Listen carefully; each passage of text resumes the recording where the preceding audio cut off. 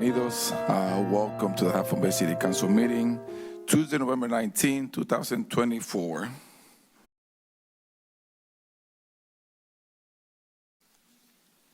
May I have a roll call, please?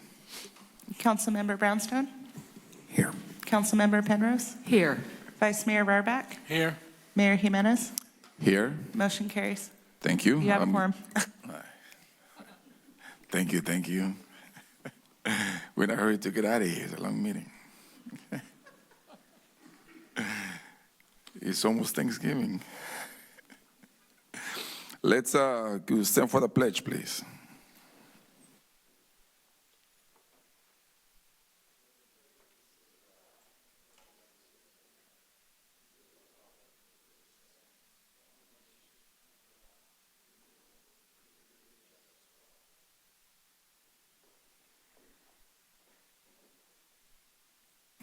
Thank you, thank you. Can we get a motion to approve the agenda, please? So moved. Second. All in favor? Aye. Aye. Thank you. Moving on to our proclamation and presentations. We have none. We have the MCC presenting for us today. Scott, thank you. Hi, thanks again for having me. I'm Scott from the MCC, and I have a brief update for you today. Our last two meetings, we had a lot of discussions on budgeting and finance for the Mid-Coast, for the council, and I'll swing back and talk about that again. We finalized our formal communication guidelines because I think we might have been running into trouble with the Brown Act and had some communication issues with too many people responding to emails, so we have a policy in place to try to make that more streamlined and better for everybody. So one of the big things on the coast for infrastructure that's happening right now is the repair of Murata Road, and it looks like all the new armoring is in place and what goes underneath the paving is there, so it looks to me like they just have to pave it. So that's going to be finished and tested tomorrow with the big storm. I think what else I have to say. Okay, so back to the finance point that I mentioned earlier. During the October 30th meeting, we had a resolution to reimburse the city of Half Moon Bay for a portion of the Healthcare on the Coast event. And I attended that. I thought it was awesome. And if it's okay with you guys, I would like to walk up to, oh, I don't see the treasurer anymore. Okay, so can I come up there and give you this? I'll take it. You got it. Wait, I want one of those too. How many you got? I only have one, I don't have one for you. Thank you. And like I said, the event was awesome, and we appreciate you guys funding it and making it happen. So I just again want to thank you for holding the event over at the hotel, and it was wonderful. And like we said, we need healthcare on the coast. So that's all my updates for today. Happy Thanksgiving, whenever that. Yeah, I just want to thank the Mid-Coast for all the work that they put into it, in particular Claire Touton, who was representing the Mid-Coast Council, and she and other people from the council made the event really a truly successful one. The urgent care is now open, and the signage is up. Signage is extremely difficult to read, so if anybody wants to complain, they should call Dignity Health and say, "We can't read the sign, we don't know where you are." So that's a suggestion. So, okay, and I'll tell Claire that. And I agree with you. Claire's awesome, and the event was awesome. So, Yeah.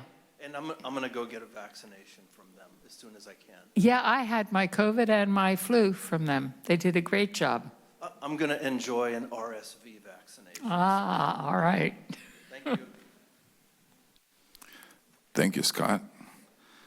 Move on to mayor's announcements. All right. That's me. First of all, I want to thank everybody who actually went out to vote this election season. Thank you for your civic duties to going out to vote. I had a lot of fun, and looking forward to a new year. So thank everybody who went out to vote. Announcements. On Friday, there's going to be turkeys and hams being given away for free by Cause I Hope. It's going to be happening at the Mariners Church, 100 Stone Pine Road, from 2 in the afternoon to 5. And they have limited, I believe they have about 400 turkeys and hams total. So you know any families that need a turkey or a ham for this Thanksgiving, please let them know to go to our Mariners Church on Friday, 2 to 5. Saturday is a Farm Worker Health event. This is brought to you by California Life Sciences, and it's going to, in collaboration with ALAS here in Half Moon Bay, and it's going to be at the IDAS Hall, and I believe it's from 10 to 3 in the afternoon. Again, there's going to be a lot of different resources. There's going to be food, games for the children, activities, and the first 200 people will receive a gift card. Again, there's going to be a lot of different groups offering resources for the community. And I believe that's all the activities happening in the next week. Move on to reports from our closed sessions. Thank you, Mayor and Council and Community. The Council did meet in closed session earlier this evening to discuss 2 items of pending litigation, as well as 3 items of real estate negotiations. I do have 1 item to report out. The Council unanimously authorized the defense of the litigation. Name of the case is Railsback versus City of Half Moon Bay. This is a case involving a trip and fall involving a dog and dog leash at the 2023 Pumpkin Festival, and the Council has authorized defense of that litigation. That's all I have to report out. Thank you. Thank you. I'll move on to city manager updates. Thank you, Mr. Mayor. We have a couple of updates tonight. Our first will be by our Administrative Services Director, Lisa Rossi, to talk about a little continuation of the discussion about healthcare access here on the coast side. Thank you, Councilwoman Penrose, for the introduction earlier. I'm here to share the opening of the Dignity Health Urgent Care. As you all know, we had the ribbon cutting last week. Very excited to have this service on the coast side, and they are open now from Wednesday through Saturday from 9 a.m. to noon and 1 to 7:30. The program itself is a pilot that is going to go for 6 months, so we want to encourage public to participate and to go to this urgent care. Conditions they treat include general illnesses, infections, minor injuries and cuts, and chronic conditions such as allergies and asthma. They also are available for vaccinations, such as COVID and flu shot, and it's conveniently located downtown across the street from Pasta Moon at 799 Main Street. It's Suite D. It is around the corner of 799, so it's not hard to find. You just have to make sure to turn that corner right by Pasta Moon. We're really excited. Again, we just really want to encourage the public to take advantage of the services they offer. We want to show the need that exists here on the coast side for urgent care. We know that going over the hill for these kinds of services can be troublesome and take a lot of time. If we have a location here on the coast side, it helps families and people who work here and people who come on the weekends actually get service for things so they don't have to worry about taking an ambulance. So again, we just want to encourage the public to make use of this, and hopefully we can make this a full-time thing, and it can only expand to be greater. So. Lisa, do they take Kaiser insurance or Medicare or? Thank you, Councilwoman Penrose. Yes, I should say they actually do treat all ages, and they accept, at this point, all insurances, and even no insurance. This is open to everyone everyone in the public, and there is no limitations to insurance at this point. So thank you for that. Thank you. Thank you, Lisa. Next, we have our Public Works Director, Maz Bozerginia, who's going to talk just a little bit about storm preparations as we see our first big winter storms or late fall storms head our way. Thank you, Matthew. Members of the public, council, thank you for having me here tonight. I just want to give a quick update on some of the activities that has been happening over the last several months. As we do annually, we have gone through our catch basins and drainage inlets in our public right-of-ways and removed all debris and materials that have accumulated over the last storms and into the summer months. And so that is an annual activity that we do. We've also been looking, our maintenance division has also been looking at some of the problem spots in some of the areas that we know that are critical as far as blockages and areas of concern with our pipes where they integrate with our open channel systems. And so we've looked at clearing those areas out as best as we possibly can in anticipation of upcoming storms. As folks know, there is a atmospheric river forecasted to come through starting tonight and into tomorrow. The majority of that rainfall is forecasted to be in the North Bay for this first rain event. But looking into Thursday and Friday and into Saturday, there is potential for another rain event that is going to be a little bit more widespread as far as the Bay Area as a whole. So as we look towards the upcoming storm seasons, I want to remind the general public that there is a sandbag filling station at the train depot that is located at the end of Higgins Canyon Road. As you go over to the Johnson House, there's a self-filling station for sandbags and with sand and shovels to self-fill those locations. If there's any additional needs and requests, please contact our Public Works Department, as well as, and during off hours, the Sheriff's Office, dispatch, will be able to get a hold of our on-call maintenance staff if there's any potential impacts and concerns with respect to localized flooding concerns. I also wanted to highlight one other thing that we've done. Folks may have seen it out there on the north end of Main Street near Lewis Foster Drive. There was some vacuum trucks out there over the last week.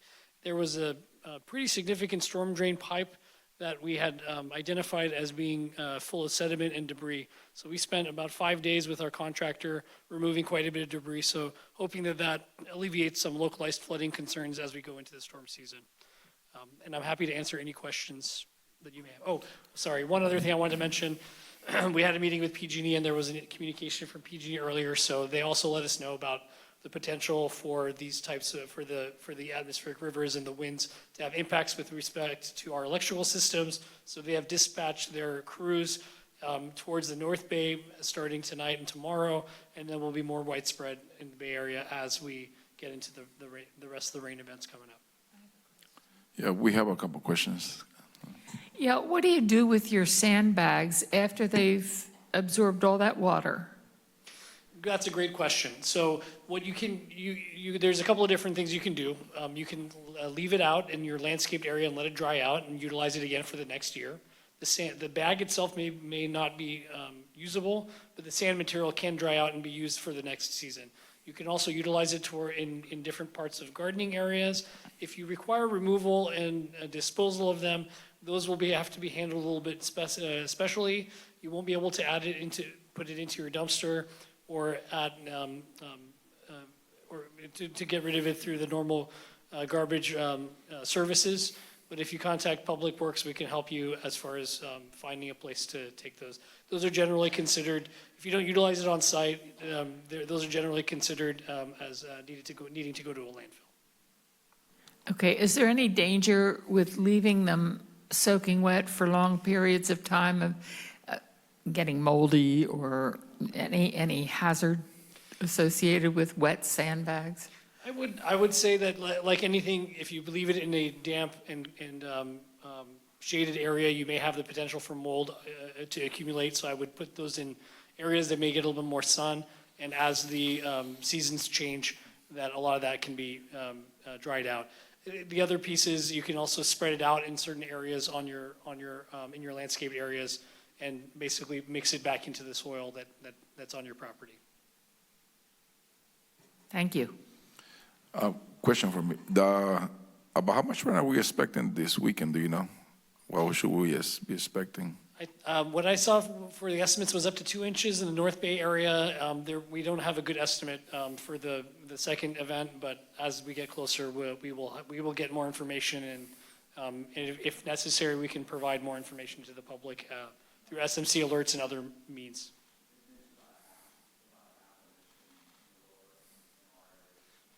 Our assistant city manager, John Dowdy, just mentioned that about half an inch in the greater Bay Area is what's expected right now. All right. Thank you. Any more questions? No? Thank you. I'll just share for our friends in the Mid-Coast, you're welcome to get sandbags from us, but probably more convenient for you is the county also has a sandbag filling station at their Princeton yard. I don't know the address, but it's on the backside of the airport in Princeton, and it's open to the public, and it's similar to our station. So if you live in the Mid-Coast and it's more convenient, you can head over to the Princeton yard and fill sandbags there as well. Okay, our final update tonight is a very exciting announcement for us in the organization. Earlier this year, our longtime and very beloved Community Development Director, Jill Ekus, had to step away from that role for some personal reasons. And over the last several months, we've had the benefit of Steve McHarris, who is a longtime person that has worked in that field and has actually been a city manager and is now retired, filled that role for us on an interim basis. And he's been phenomenal. But we're really excited tonight to welcome Leslie Lako, who joins us by way of the County of Marin most recently and started with us on Monday as our new permanent Community Development Director. So if you could join me in welcoming her, and I think she'll stand up and share some words.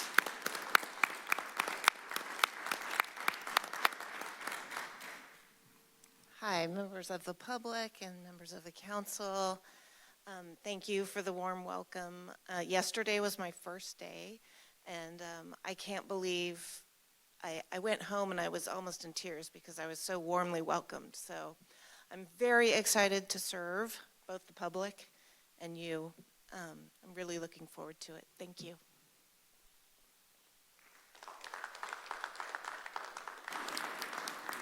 Thank you and welcome.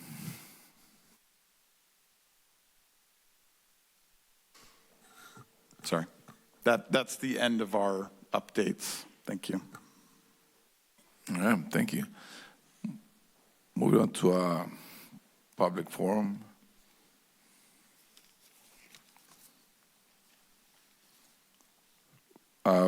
Nancy Fontana.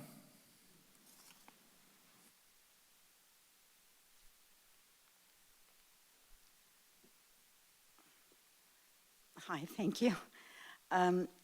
First of all, I want to acknowledge something and apologize.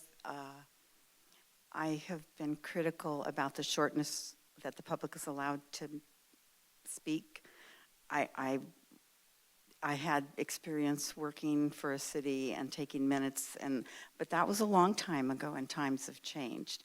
And I recognize that they've changed some of the rules because our meetings did go on for hours and hours and hours.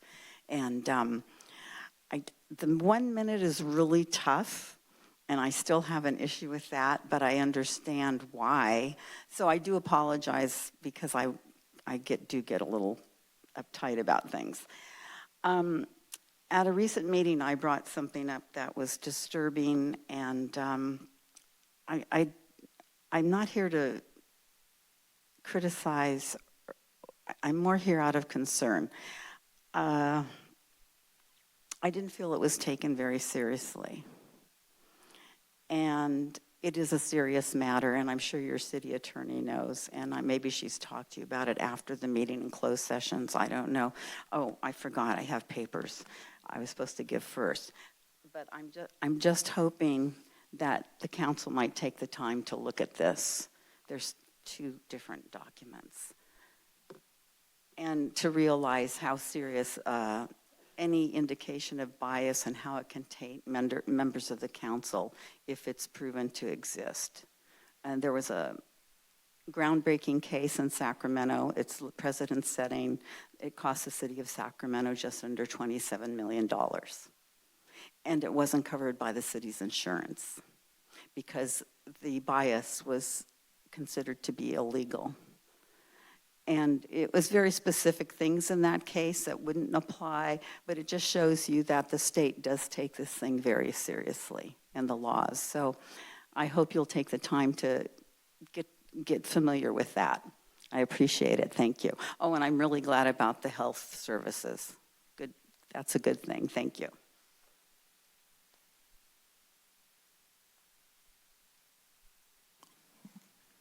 Thank you, Nancy. Move on to Brad.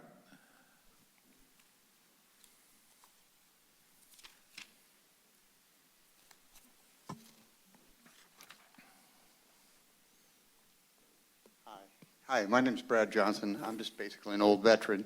There was a lady who pulled a knife. This is the picture you have on your thing. Just some giant weapon. And this happened almost 11 months ago.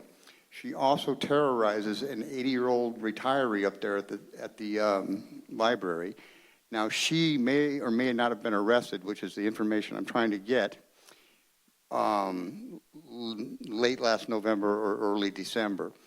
And I just have no peace of mind when I go there, whether she's still allowed to go there, because I'm thinking, if you have a person in there arrested for harassing people, walking around with a knife like that, when does the city take something seriously? Now, when I showed Annie, the director of the library, that video, because I have a video, that's just a still of it, she called the police on me. And I don't know what circumstances she thought she could call the police and what things she told them, but this will all be find outable. It's not very difficult.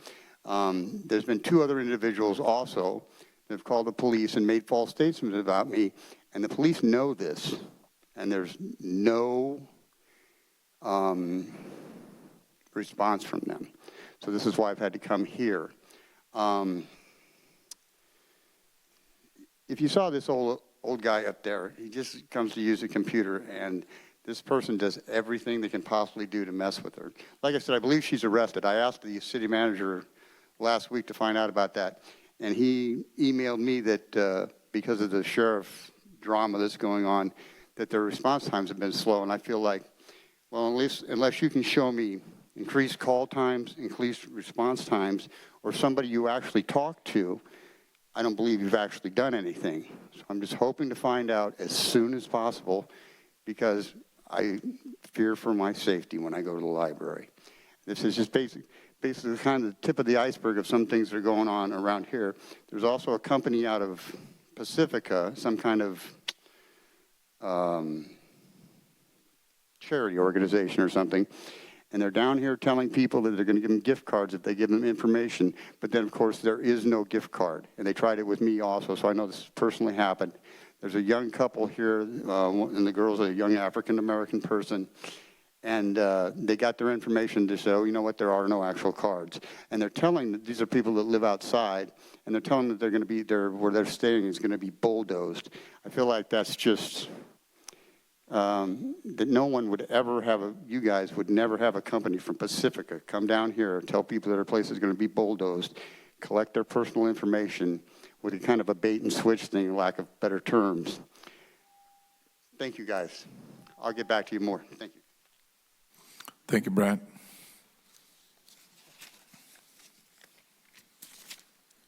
Crystalline?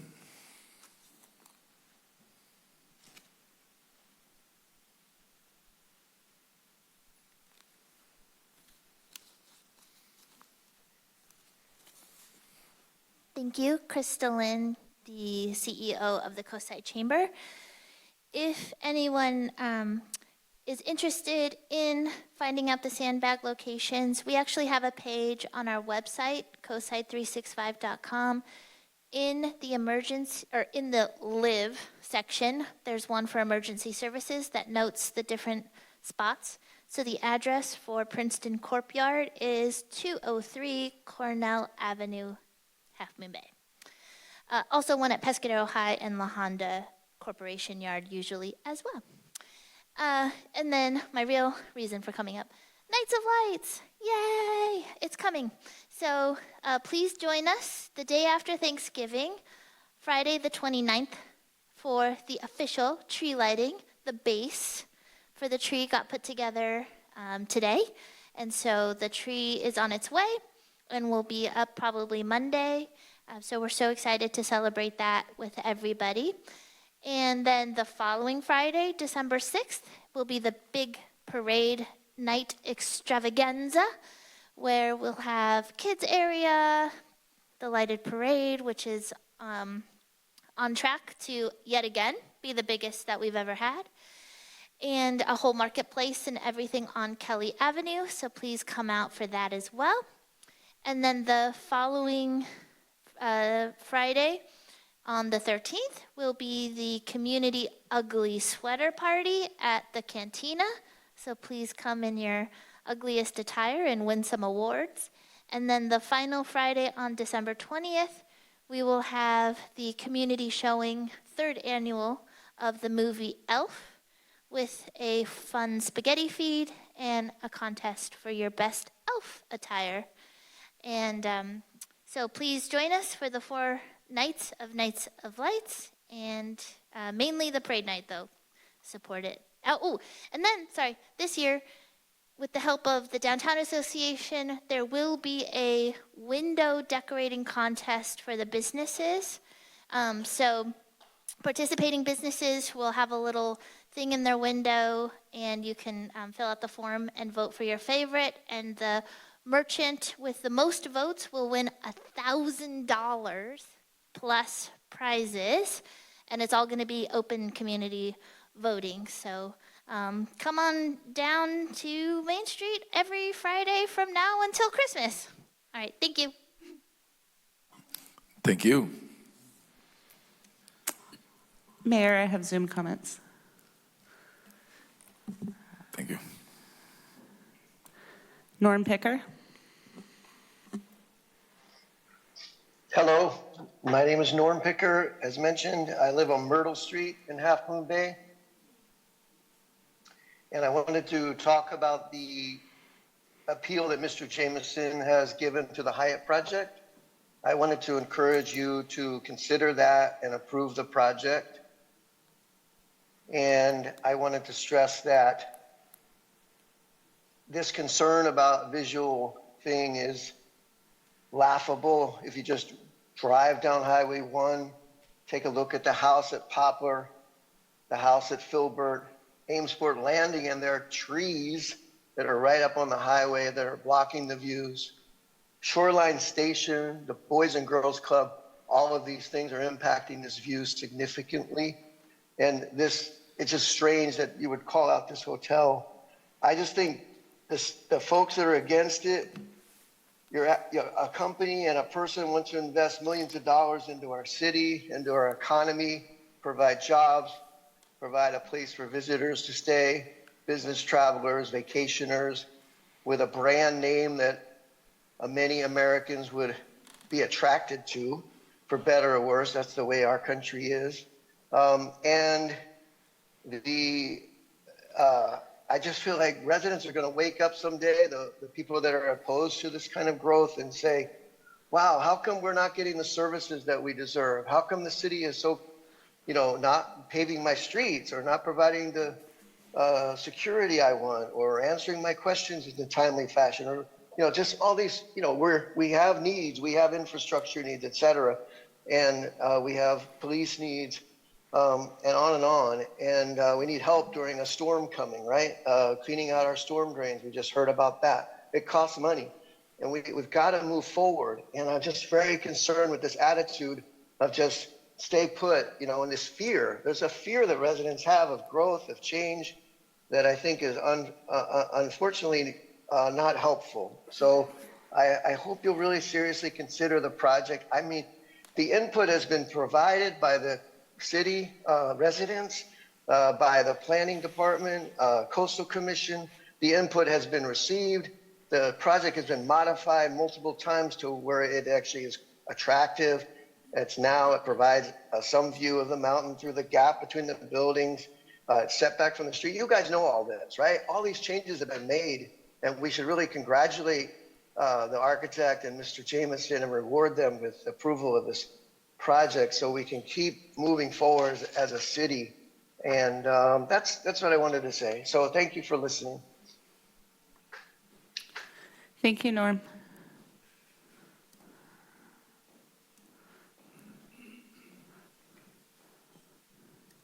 Rocio? Hola, buenas noches. Buenas noches, Rocío. Habla Víctor. ¿Qué tal? Sí, Ya está sabes bien, cómo gracias. ya sabes cómo le Sí. hacemos, ¿verdad? Ajá. Okay. Buenas noches a todos. Mi nombre es Rocío Ávila, líder comunitario de aquí. Good evening, everyone. My name is Rocio Avila, and I'm a community leader. Quiero dar las gracias por haber traído la clínica de urgencias aquí a Half Moon Bay. I want to thank you all for bringing that urgent care here in Half Moon Bay. Creo que esta es una oportunidad para toda la comunidad de no poder tener que venir o salir de Half Moon Bay para una urgencia. I think this is a great opportunity for all people in Half Moon Bay not to leave for any kind of urgent care. Pero también quiero pedir, por favor, si pueden tener los volantes en español que podamos compartir con la comunidad que no habla inglés. Also, I want to ask, please, if you can have a couple of flyers in Spanish that we can share with the community that doesn't speak English. No solamente la comunidad latina, sino la comunidad asiática. Not just the Latino community, but also the Asian community. He empezado a compartir y hemos difundido la información, pero hay muchas personas que nos preguntan por flyers o volantes que ellos puedan tener para poder compartir con otras personas. So we've started sharing it around, but many people are coming up to us and asking for these flyers so that they can share with other people as well. Si pudieran compartir esa información con nosotros, sería muy importante. If you can share that information with us, that would be very important. Porque queremos que esta clínica siga en un futuro. Y si no podemos tener el acceso a una información en nuestro idioma, creo que muchas personas no van a darse cuenta que ya existe este lugar.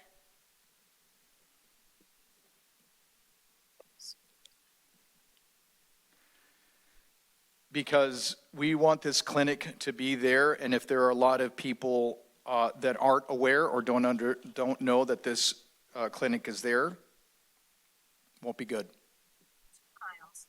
Ok, es todo. Muchas gracias. That's all. Thank you very much. Yeah, I wanted to respond to Rocio's point. Dignity Health, who is running the clinic on Monte Vista there, right around the corner from Maine, is going to be providing flyers in both Spanish and English. I don't know about Mandarin or Cantonese, so we can check into that, but certainly in Spanish. We're waiting to get them. I think we talked to them yesterday or the day before, and they said they were going to be here very soon. And also, they say that they have an app that will translate something like 200 different languages. So anyone who goes there, and as has been pointed out, you need no insurance. If you don't have any insurance, they'll still take you. And if you don't speak English, they have this wonderful app so that they can talk to you about your problems in any language, well, any one of 200 languages. Use it. Thank you for the information. We have any more? One more comment. Okay, move on to our consent calendar. Council members, would you like to pull any of the items, or will you make a motion? Sure. I'd like to make a motion that we adopt the consent calendar.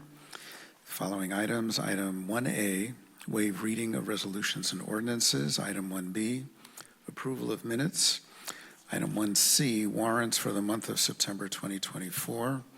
Item 1D, warrants for the month of October 2024.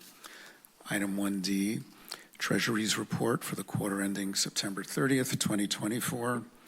Item 1F, amendment number 5 to the professional services agreement with Alta for East Side Parallel Trail improvements in the amount, increasing the contract by $161,780 for a new total not to exceed in the amount of $324,673 for additional design services on the East Side Parallel Trail North.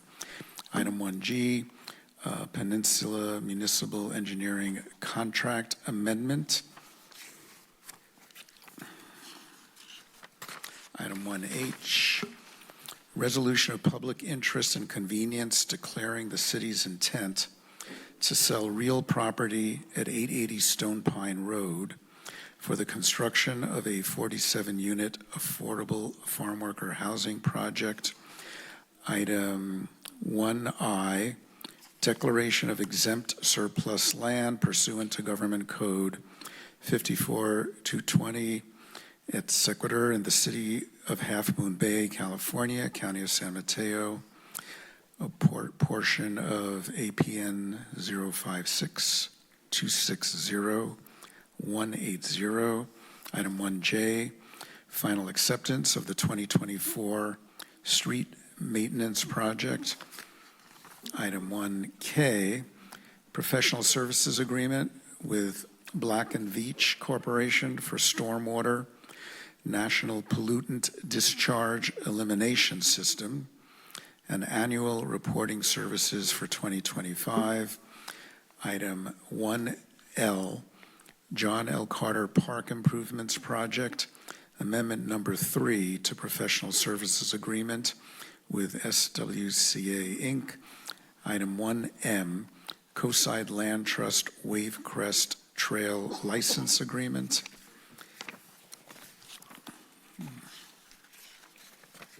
That's it. Can I get a second? Second. All in favor? Aye. Aye. Opposed? No.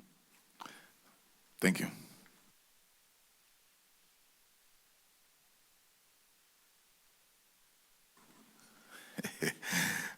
We don't have no ordinance or public hearings. Move on to our resolutions and staff reports.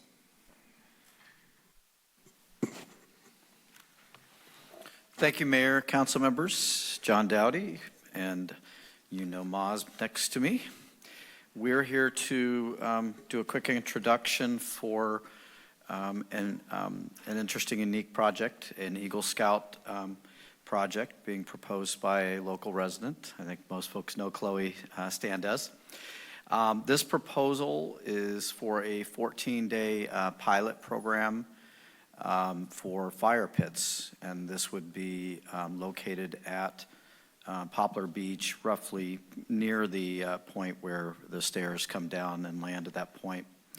The pilot would include construction of 2 different types of pits, placement on the beach, removal, and then analysis of sort of how those worked, whether operationally as well as how the tides and the other factors worked with that.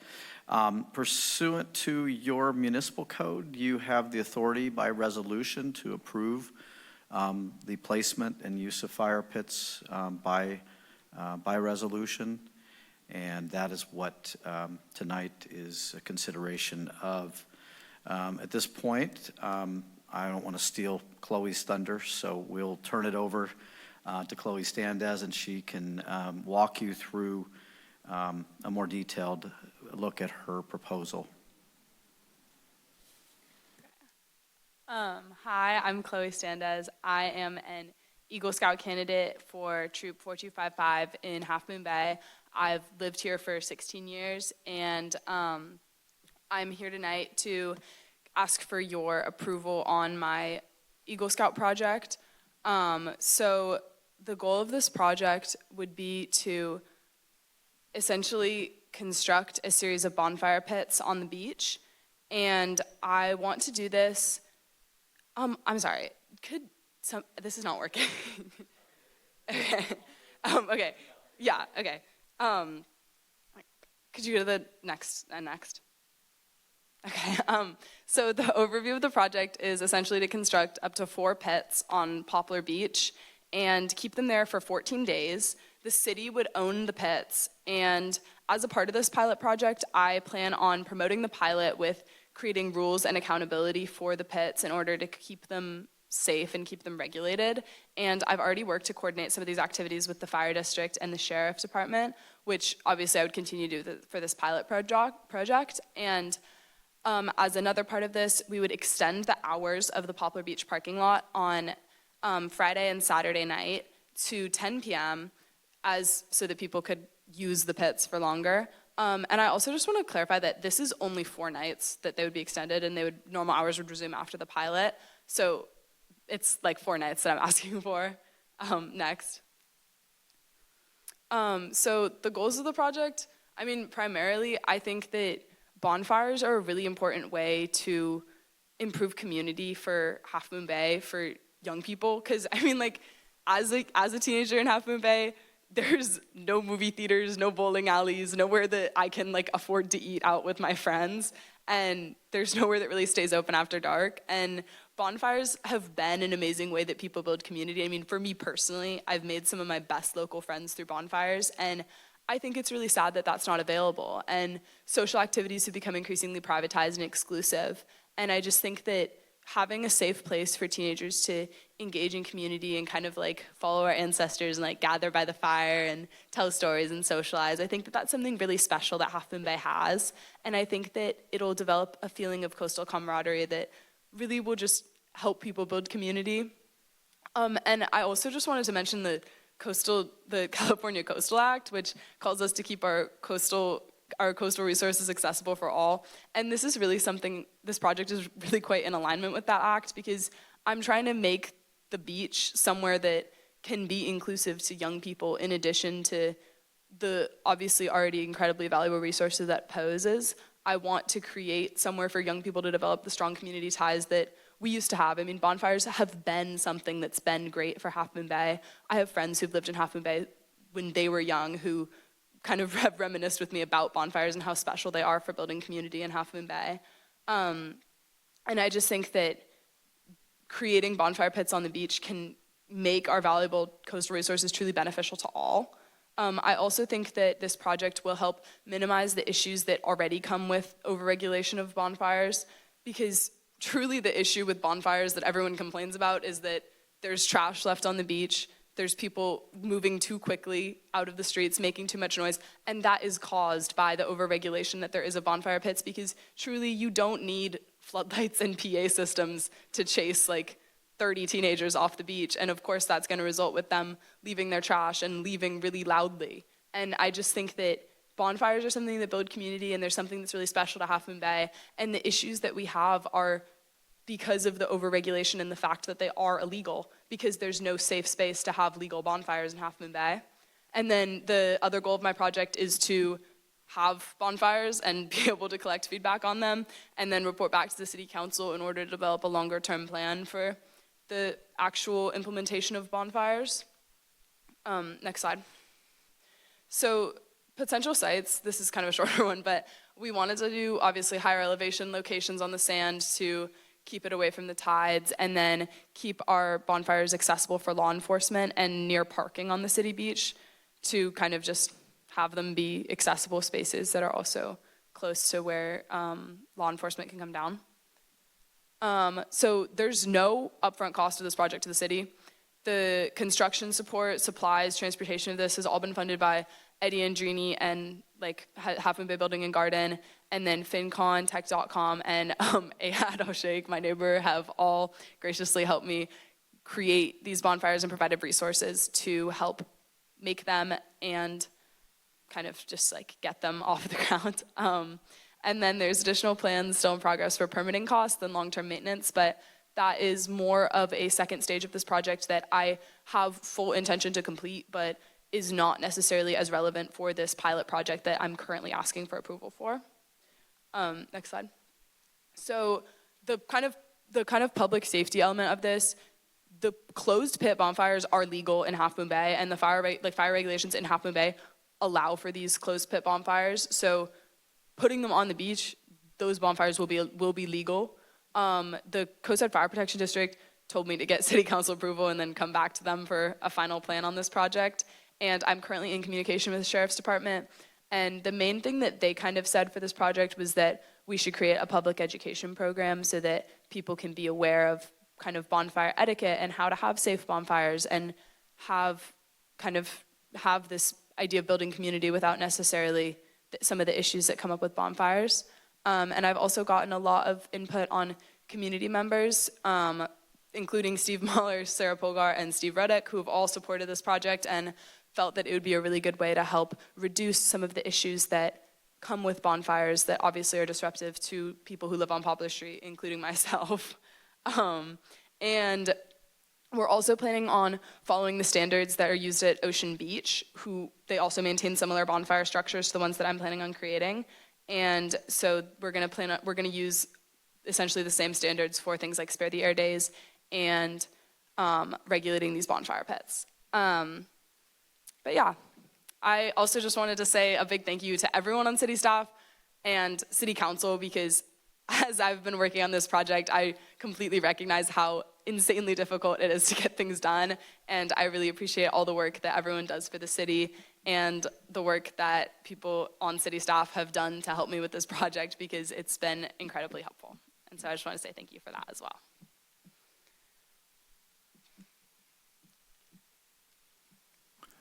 Thank you, Chloe. We have any questions, comments? Questions first, clarifying questions.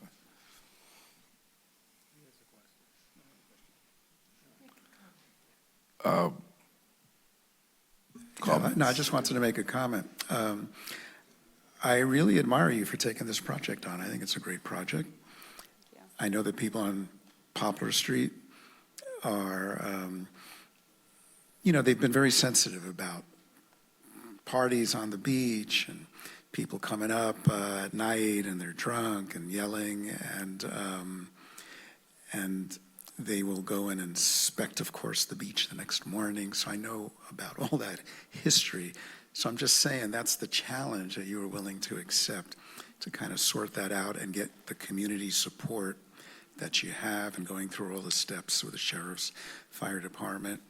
So I just think it's great that you took that on. And if Steve Mahler and Sarah Polgar are supportive, then I'm satisfied. So thanks for all the work you did on that. I know it's been a lot of work, and you've been working on it for a while. So thank you. Thank you. I think the keystone that you kind of almost brought up was that people are gonna have bonfires on the beach. I don't think it's something that can be stopped by regulation.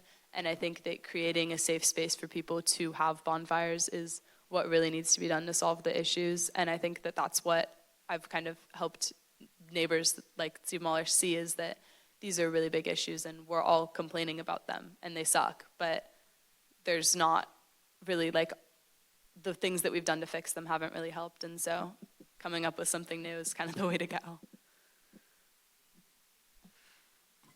Thank you. Any more comments?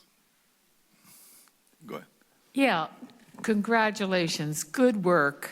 It's a great thing, and I think the coming up with something as creative as this is really a mark of how talented and wonderful the youth in Half Moon Bay are. We need things for the youth to do, so this is a great idea. Thank you. Thank you so much. Well, thank you. Do we have a proposal for the plan of the fire pits, how it's going to work, rules. So at this point, what you're being asked to do is to approve a 14-day trial run that would be conducted in December, coming up very quickly. During that point, to some extent, we will work with Chloe, but the major issue comes if we're looking at this for a long-term proposal. There's going to be fairly minimal impacts and implications.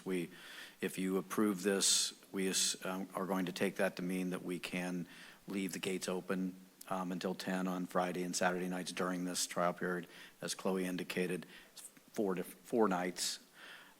We would definitely want to let folks know, but there isn't really adequate time to develop into a full-blown program and all the rules and everything out there. So, but I do think that we can work on some language. I think we can work on some public outreach.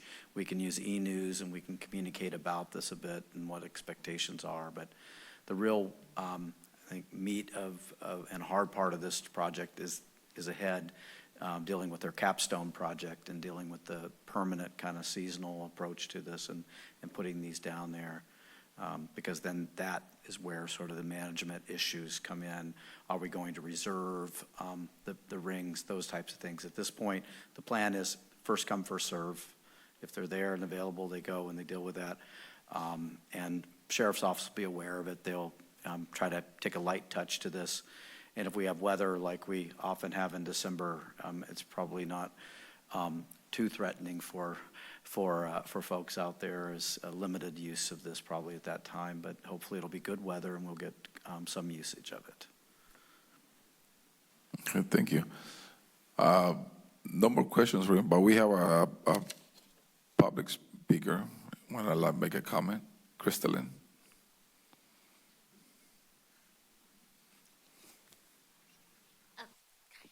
Wonderfully tall. Crystalline, the Coastside Chamber. We are in favor of this pilot project. We're so excited that it's been brought forward. We get lots of calls at the visitor center about people asking about bonfires, and I myself have witnessed many adults do bonfires illegally. So this is definitely one of those areas where we feel like regulation is going to be the much better course of action than trying to eliminate them, because to the point, people are going to do it anyway. They're already doing it. They try to hide themselves in the crevices of Poplar Beach and everything. So we're really excited about this project and look forward to working with you to promote it and having a flyer or information in the visitor center that we can share. Thank you, Crystalline. We have one person on Zoom. Sarah? Hi, can you hear me? Yes.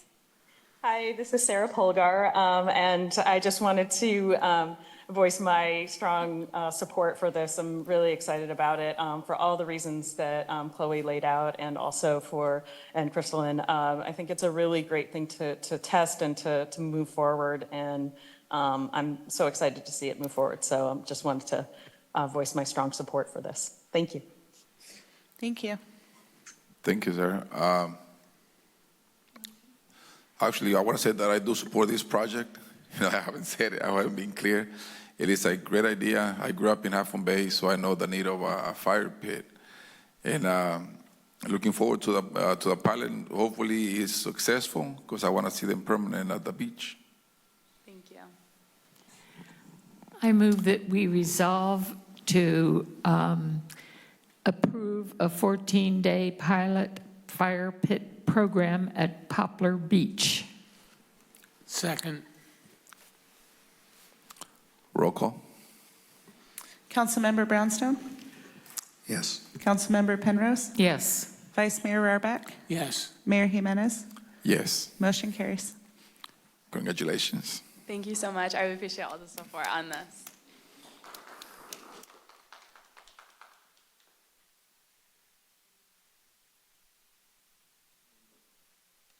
Moving on to item 3B.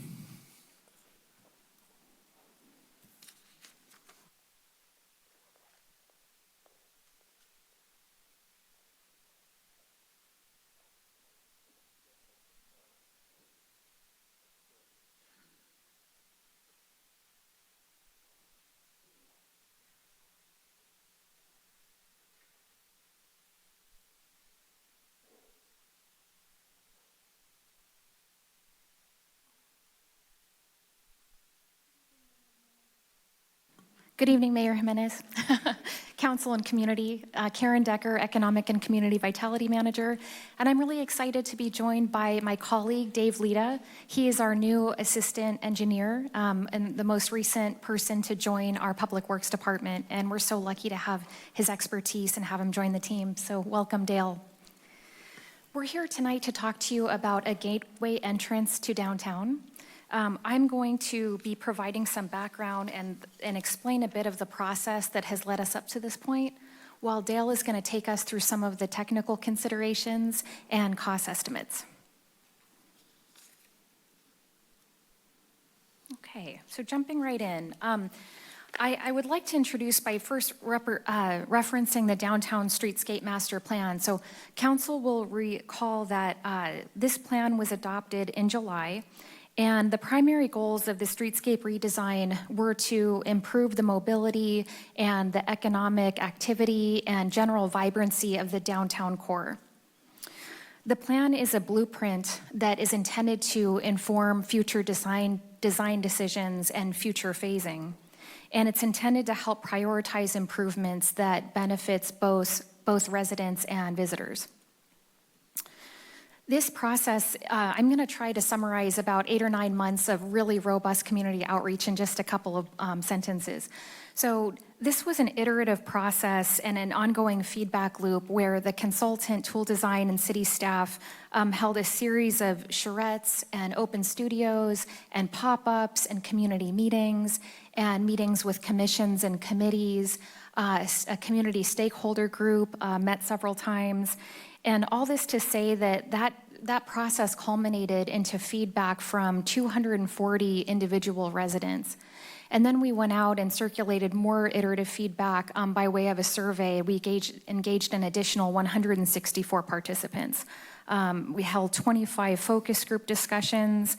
And out of all of that, some themes and excitement started to come up. And there was strong community support for what I'll refer to as improving the arrival experience at the intersection when you're exiting 92 West and you come across Main Street.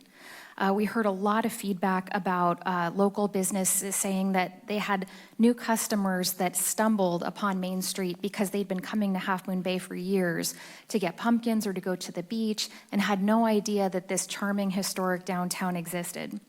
That was a common through line across multiple stakeholder groups. We also heard a lot about just the intersection being very underwhelming and that it doesn't do justice to the charm and the heritage and the beauty of Half Moon Bay. There was a great excitement for the idea of a new landmark in the form of a gateway that could address visitors' tendency to completely bypass downtown. It would signal the arrival into downtown and create a welcoming experience. And I also wanted to say that even though the feedback from the master planning process was recent and it was robust, these conversations about a gateway, landmark, or arch have been going on for quite some time. When the recent monument at the South Main Street and Highway 1 entrance was completed, that was another community process, and this gateway concept for the north side came up a lot during that feedback loop as well. And about 10 years ago, it was in 2014, the Chamber of Commerce actually came to the Planning Commission and submitted a gateway arch design as part of a larger citywide agency sign program. And then finally, I recall several conversations throughout this engagement process, and I'm picturing Half Moon Bay History Association and members of Beautification Committee that were really excited to point out that a gateway monument is not new to Half Moon Bay. And this black and white photo, and thank you to Ellen Sheary from the History Association for providing it to me, captures what used to be at the north end of the historic bridge. And so we're kind of coming full circle, and Gateway Arch is not new to our community, but it could be brought back if you so desire.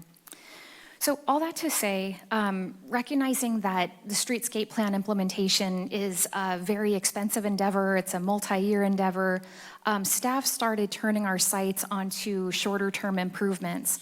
And we did that by way of looking at some of the concepts that gained a lot of traction with the community and that were part of the adopted plan, and then cross-checking that against grant opportunities and incorporating it into donor conversations to see if there was any alignment.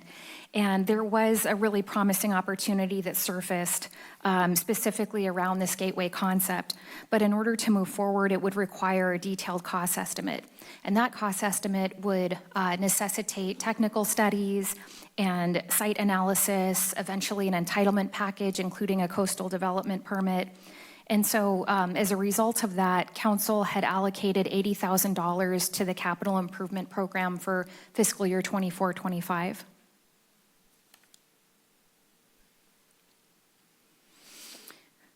So if council were to give the green light on this project, these are some of the goals that we would hope that come out of it. If done correctly, it would really help alert visitors to downtown, which would in turn benefit our local economy, which we desperately need. We need the interest, we need people to stay and shop and eat in our restaurants. It would signal an arrival experience and hopefully be a source of pride for residents. And it would also be an opportunity to incorporate our heritage, our history, while also reimagining the future. And with that, I'm going to turn it over to Dale to take us through this next phase of cost estimates and RFP leading up to our staff recommendation. Good evening, council members, members of the public. I'm excited to be here, so thank you. So I want to focus on this image for just a second. So this conceptual rendering, it looks really nice. We've got blue sky and screen back buildings, some traffic lights you don't really see, some landscaping that doesn't really exist. It's a nice looking gateway arch. So the first step for us from a technical standpoint is to peel back some of the shiny wrapping and really get into this to better understand what we're looking at. And the image above that you see here, you can already see some of the issues that are presented here, some of the challenges. So where that arch was located, it's actually, those columns are located in two existing drive aisles, one at the Coastside Optometry and one in front of the gas station. Those columns are also, they look nice and grandiose in scale, but of course, if they're located in the public right-of-way, they're going to obstruct our 6-foot sidewalks there. So we have this not to mention there's existing parking within the station itself. There's other infrastructure, equipment for the street light and the visual obstruction of the street light itself. So there's a lot going on here, and it'll take a lot to think about the precise location where this would be located.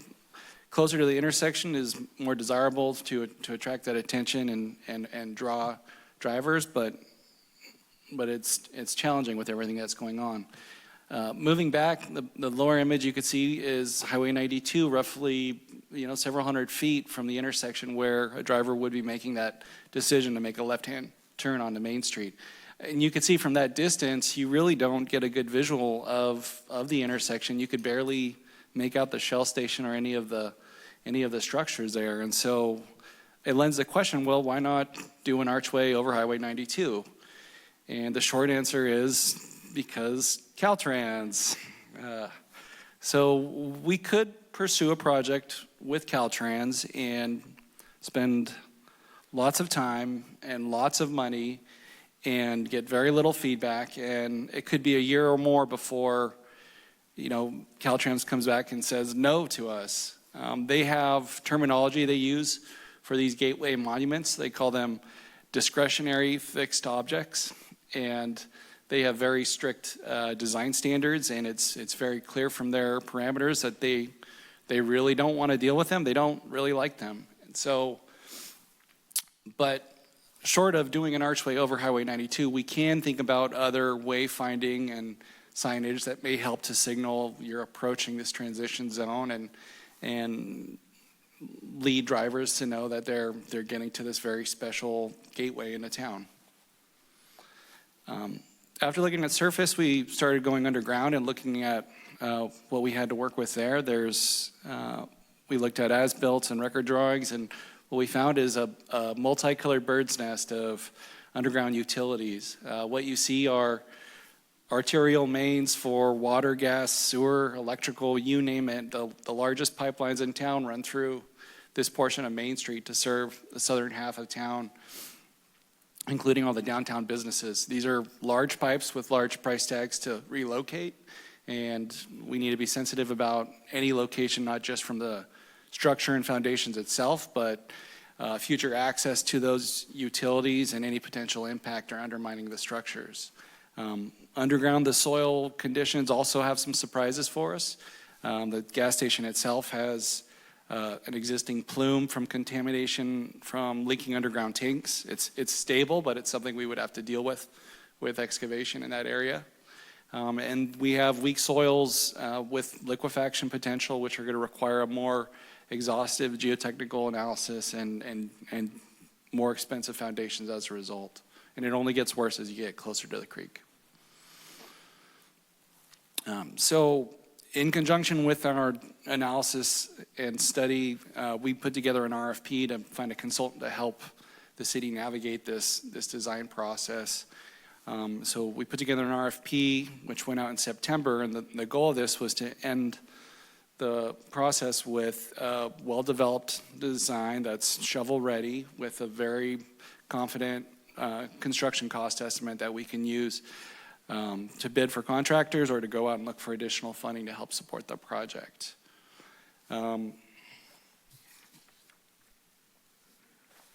We received 3 proposals back, and what we found immediately was that the $80,000 that was originally budgeted for the project was not quite going to be sufficient. The 2 of the 3 proposals I think we got back indicated that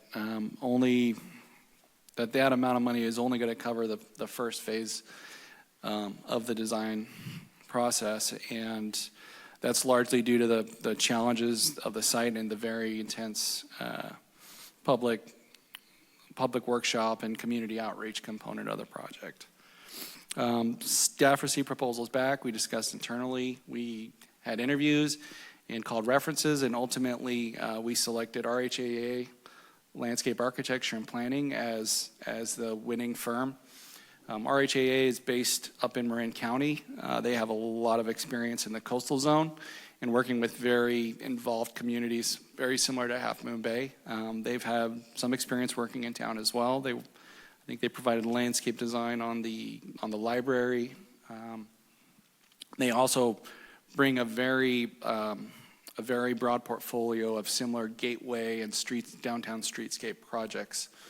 Some of their more shining examples include the Burlingame Avenue streetscape improvement and Murphy Avenue in Sunnyvale, which you can see from the pictures are very photogenic and really classic, shiny examples of these gateways.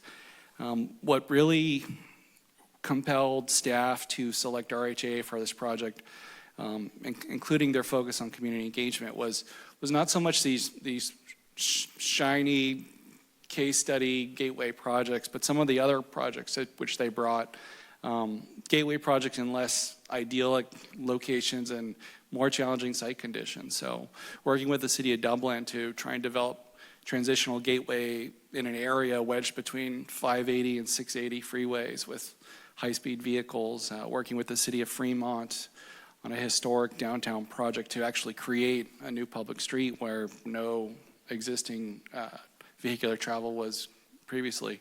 So the variety and scale and scope of the different projects kind of help bolster our confidence in RHAA, because what we have here is a unique and challenging condition, and we think they'll bring a holistic approach to the project.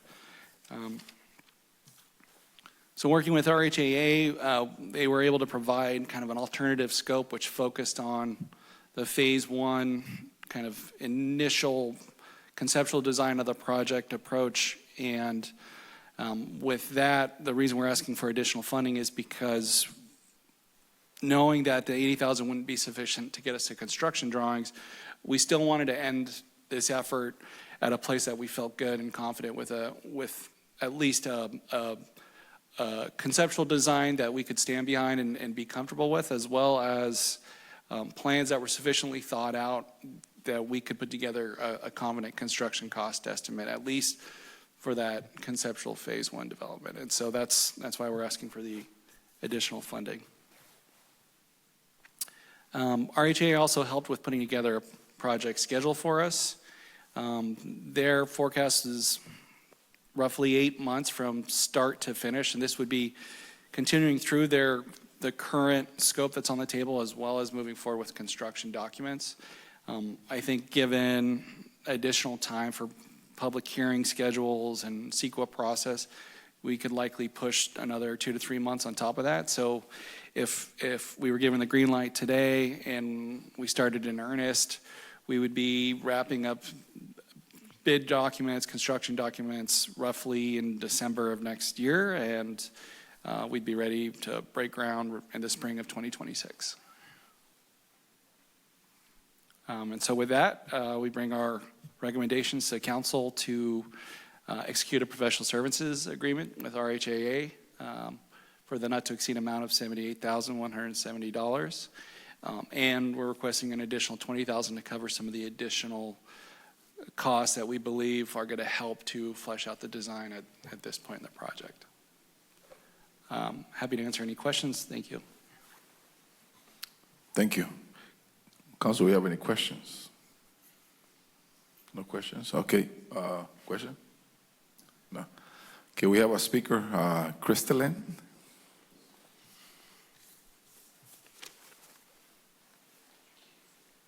This is my kind of meeting, more cheerleading.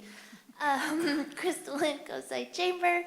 The chamber is very much in favor of the gateway for all of the reasons that Karen mentioned about adding visibility to Main Street for the merchants. And I know you've heard it time and time again. The downtown merchants often hear Main Street. I've been coming here for 27 years and I didn't know it was here. So this would go a long way to help with that. And this also is one of those projects that I think that we heard that the Gateway Arch had been something talked about, I'm gonna guess at this point, 30 some years that we've heard people saying that they've been asking for it on Main Street. And when we were working, Karen and Matthew and I were working on the Coastside Recovery Initiative, one of the things that came up was this as a part of Vibrant Downtown. And we kept hearing, well, everybody talks about this stuff and nothing happens. The reports just sit on the shelf. And we kept telling the group, but it's different people this time. And this has been so true with so much of the work that Karen and Matthew and Jaleesa and all the city staff have put into these, big projects for us, but in the grand scope of the recovery initiative, they're all like little small pieces.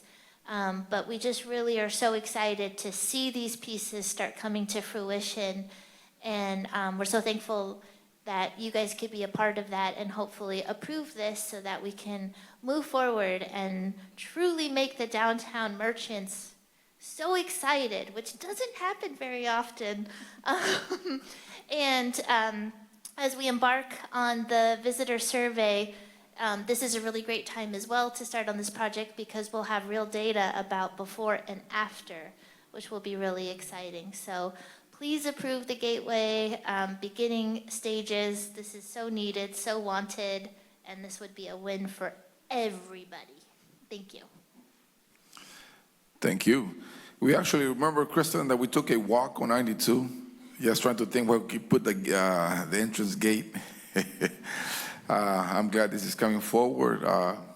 We have one more speaker before we make a decision. Mariana? Yes, I'm here.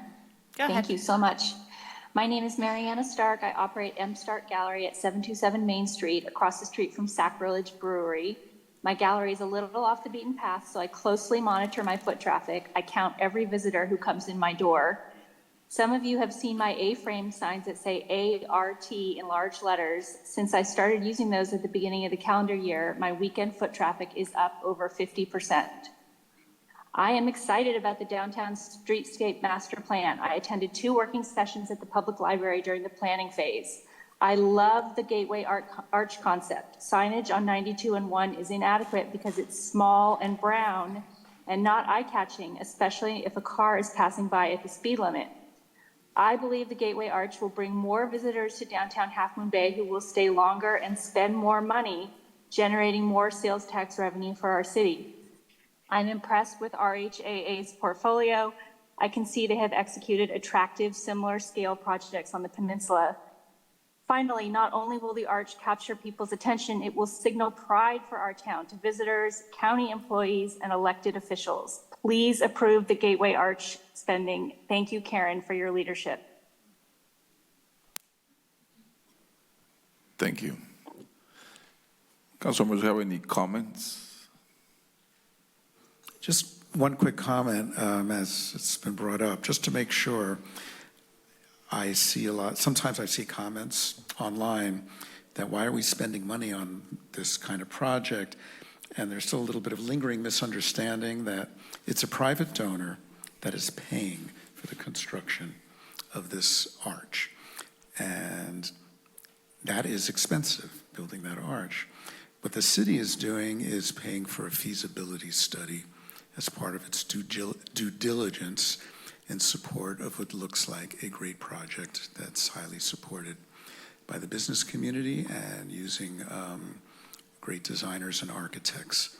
So just always like to clarify that in summary of what's going on here. Thank you. Yeah, I first came to the coast side in 1990, and I must have traveled up and down Highway 1 for a month before I found downtown Half Moon Bay. So I really love the idea of a gateway arch. I am concerned about several things. The first is anything over Highway 92 is not going to point people to go left. So even though we couldn't do it because of Caltrans difficulties with Caltrans, it's not a good placement anyway. The second is anything that is further back from Highway 92 is not going to be visible from Highway 92. So forget about it. And the third thought is why not avoid digging into the ground and just put some very heavy material to hold heavy posts which go up in the air. Why not do it that way? I'm not an engineer, obviously, and I don't know about materials, but I do know that the expense of going underground there could be outrageous. So I'd like, just for the record, to state that I think unless you do it right, like many other things, unless you do it right, it's a waste of money. It's a waste of time and effort. And it's too important that it be done right. Thank you. Vice Mayor, any comments? No. Well, I think it's a great idea. I love the idea of an entrance gate, like the one we have on South Main and Highway 1. I mean, I've heard about this gate for many years, and like I mentioned, Chris and I, we took a walk, about 3 years ago, I believe, walked around Main Street, the corner of 92 and Main, yes, to try to figure out a good spot where an entrance gate will attract our visitors to go left on Main Street.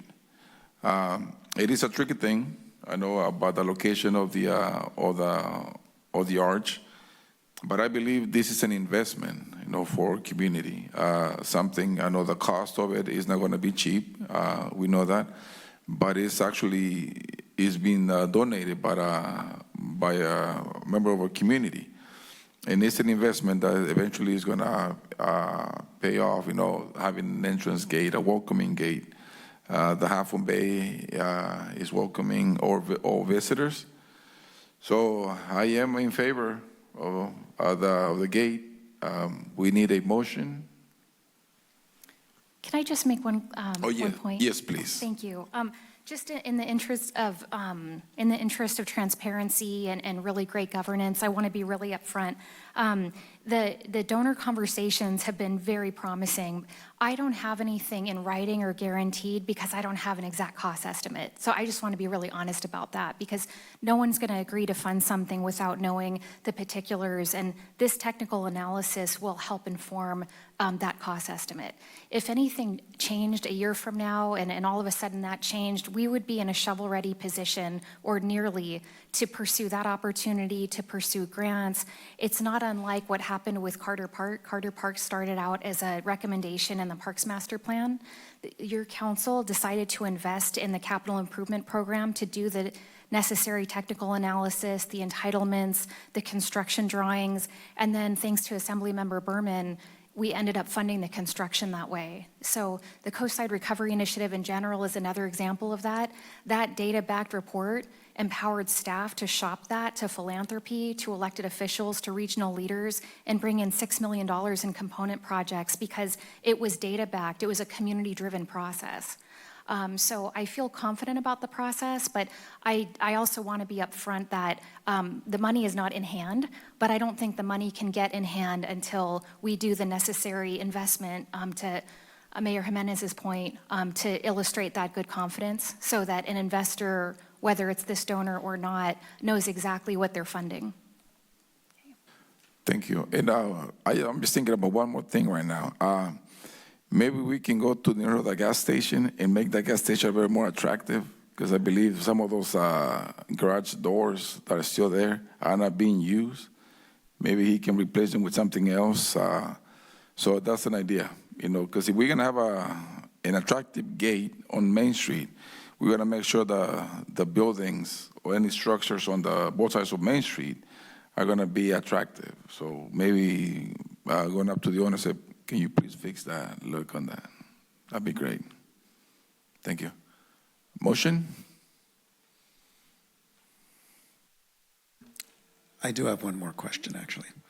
In terms of the contracting with our HAA for the feasibility study, can that be done in segments? In other words, start the study, reach a halfway point, see how things are looking, answer some of the kind of questions that Councilmember Penrose is bringing up, and then continue on at that point. I mean, I think it would be great to bring them in anyway. I mean, this is a heavy structure, and we have, unfortunately, the once in every 50-year storm seems to be coming, once every few years now, with gusts up to 75 miles per hour. So it would be really great just to have maybe them come in and talk about what are the best kind of structures for that, which would also help inform any grants or donors about what they're dealing with. I mean, what do you think of something like that? I think it's possible to truncate their scope and maybe break it up into several phases. Certainly, I think it's going to increase the cost a little bit in their effort. It's not just RHAA, they have a whole design team, civil engineer, lighting consultant, structural consultant, all organized, and these are all consultants who they work closely with on projects, but they also have other commitments and other scheduling demands. So I think if we were to pursue that approach, we would need to come back to council after a discussion with them and have a better understanding how that would impact their fees and also how it would impact their schedule, because I see that would stretch us out notably. Right. Well, I know you've done a lot of homework here. I just feel, in the future, bring the designer in first, maybe before we get to this point to answer some questions, you know? Does that make sense? Miles? Good evening, Council. If I may add, Miles Buzerghini, Public Works Director. We're going to have also a number of public outreach and meetings with Architectural Advisory Committee, Planning Commission. So as we go through this design development and as we share these thoughts and ideas, we do have language in our contract that we can pause work. So I would say that we, you know, even though we're asking a not to exceed amount of 78,000 and some change, there are milestones as we go through this process of the design development where we still have an opportunity to pause and slow down the next steps. So if we feel like it's going into an area where maybe there isn't as much consensus, then we can take that step back. Okay. So we still have that opportunity. Thank you. Well, in that case, I'd like to make a motion that we adopt a resolution authorizing the city manager to execute a professional service agreement with RHAA Landscape Architecture and Planning for architectural design and engineering services for the downtown streetscape master plan implementation project 1032 for the not to exceed amount of $78,170, and two, authorize the transfer of $20,000 from the general fund to capital improvement project number 1032 downtown streetscape master plan implementation project. Second. May I have a roll call, please? Councilmember Brownstone? Yes. Councilmember Penrose? Yes. Vice Mayor Rohrbeck? Yes. Mayor Jimenez? Yes. Motion carries. Thank you.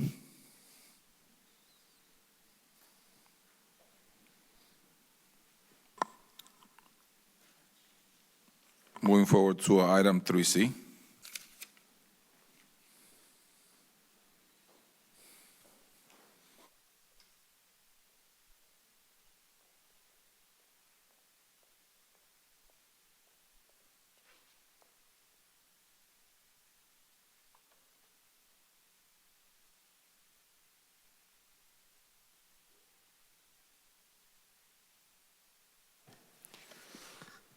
Good evening, Mayor, members of the council, and the community. I'm happy to be here with Helton Walter, our Senior Management Analyst with Public Works. We will be presenting, giving a quick introduction on the Get There Together TDM plan between the city and the county of San Mateo. I will turn this over to Helen for a quick introduction, and then we will bring in our consultant, Alex Mercury, to provide the presentation. Good evening, Honorable Council. Thank you. We are here tonight for, as many of you know, we have been dealing with the Transportation Demand Management Plan for some time. We now have a draft final plan, and we are excited to bring it to Council this evening. I will be introducing our consultant, Alex Mercury, to take you through the primary strategies that we're going to be discussing, as well as the background and on the project, so that you all get the best overview of it that you can. And I believe he's online. Yes, thank you, Helen, and good evening. Thank you so much. It's a pleasure to be here. All right, we can go ahead and dive into the slides, and I'm looking forward to walking through the presentation and then answering questions. First, a little bit of background on the project. As Helen mentioned, this is a transportation demand management plan. It is being done in partnership with the county representing the unincorporated Midcoast, and it's funded through funds from the Transportation Authority. And on the right is a map of the study area that we've been looking at for the duration of the project. Next slide, please.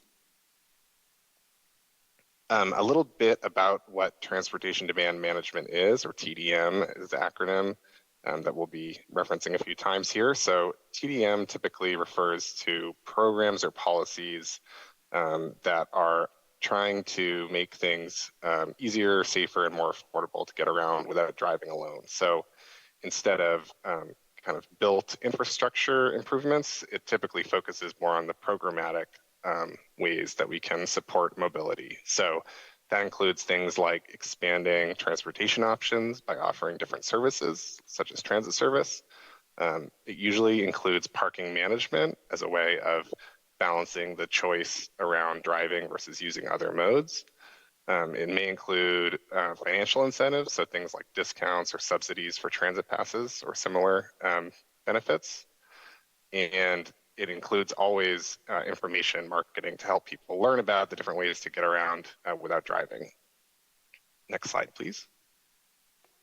Some of the benefits of TDM and some of the goals of the project are to help ease traffic congestion by reducing the rate of driving alone, providing people with more transportation options, which provides more flexibility, more redundancy if people's primary transportation mode is disrupted, and reducing greenhouse gas emissions by, again, reducing vehicle miles traveled for people driving alone, and lowering transportation costs by providing more affordable options. So some of these benefits, many of these benefits you'll see reflected in all the strategies that we'll highlight later. Next slide, please. Here's a quick snapshot of our schedule. As Helen mentioned, we are wrapping up here. We're nearing the end of a long effort. It's been such an interesting project. We've learned a lot along the way and developed some really interesting strategies to support TDM in the Mid-Coast and in Half Moon Bay. We have done some public engagement at various points along the project. We've done some best practice research. We've looked at kind of what the gaps are in the transportation network today, and that's led us to a set of strategies and recommendations that are in the final plan that we are gathering final public comment on as we speak. Next slide, please. So I'll give you a quick summary of some of those findings of that early work where we were looking at existing conditions and identifying gaps and opportunities. And these are just a few of the findings and the themes that led to the strategies that we'll look at. So first is that for most people, driving alone is the default travel mode. I don't think this is a big surprise to anyone. It is the way most people get around for most things in the coast side today. However, transit, walking, biking, car share, and other alternatives are available but are limited. Those modes often have different barriers depending on the user. And the barriers for people trying to use non-driving modes are often most acute for equity priority communities. We heard a lot about gaps in knowledge and understanding. So there are transportation services available that people simply don't know about or don't know how to access. And tourist traffic was a theme we heard a lot about in its role creating congestion on the roadways, especially on weekends and for special events. A few more here. The lack of a comprehensive parking management strategy created some challenges. So there's different things being done in different areas to manage parking, but not necessarily a holistic coordinated approach. There are regional TDM regulations done at the county level and at the Bay Area level and at the state level actually, but those don't necessarily work as effectively in the coast side because of kind of the unique conditions. There are limited opportunities for coordination, though a lot of people are spending a lot of, doing a lot of great things and spending a lot of their time supporting transportation options, so doing great work, but there's more opportunities for coordination and collaboration. All of the strategies in the report will require additional resources and funding to move forward. There are limited resources today, and there's a lot of opportunities for benefit, but will require additional funding and staff resources as well.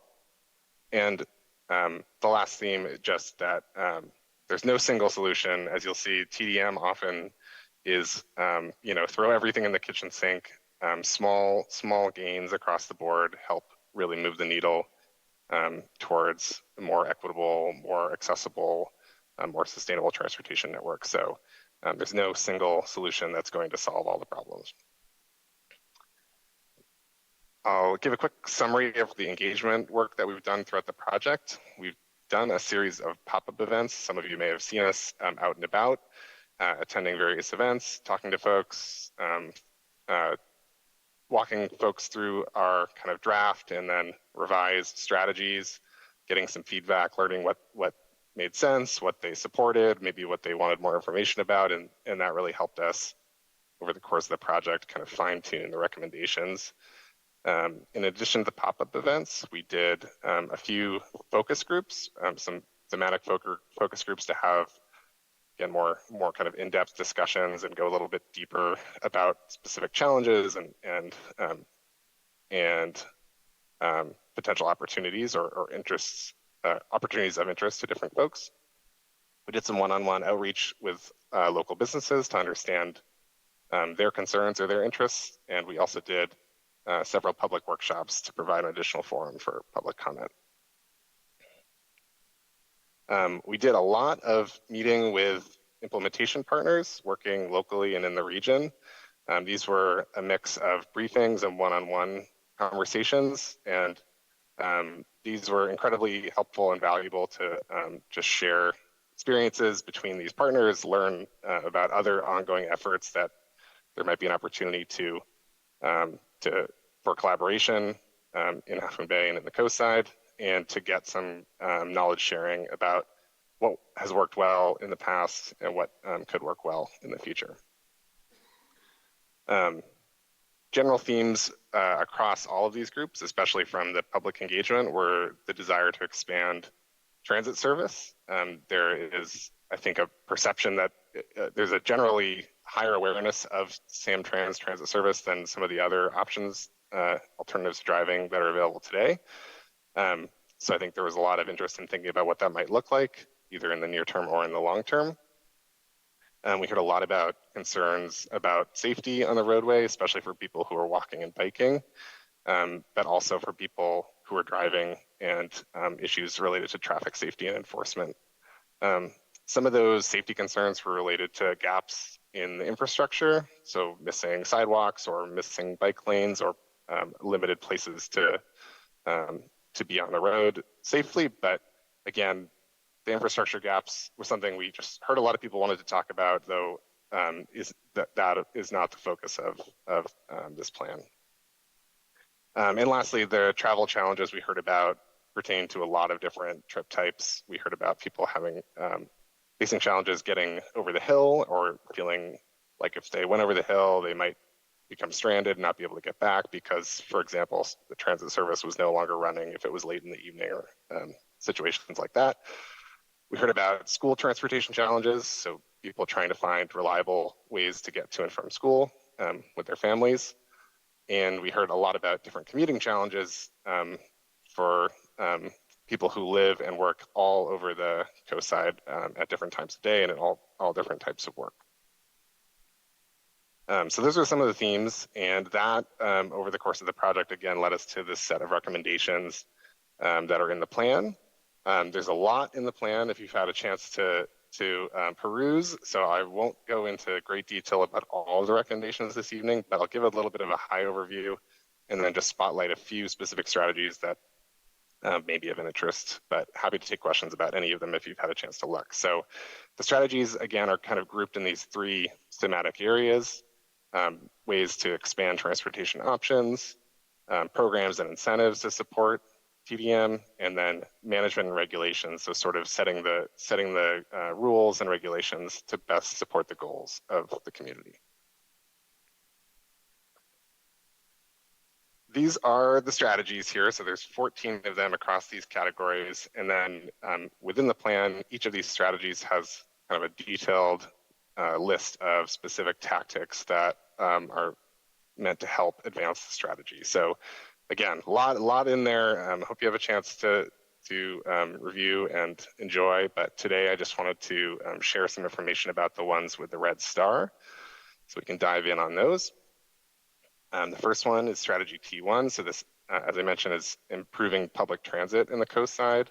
So thinking about things to do to make it easier to ride the transit service that exists today, and in the long run, thinking about what we might do if additional funding were available to expand service, either by changing the service hours or changing the geography that's served by either the fixed route bus service or the on-demand Ride Plus service. A big theme from this strategy was education, marketing, and other programs to make it easier for people to find service, access service, and feel comfortable riding service. And we also have a recommendation to formally adopt bus stop design standards that Samtrans has drafted to improve the experience for people waiting for transit. The next strategy is P1, which is implementing a co-side parking management strategy. This of all our recommendations is probably the one that has the most, it's most about additional planning work. I think one of the findings was that while our effort did not include a detailed look at existing parking conditions, that would be a beneficial approach.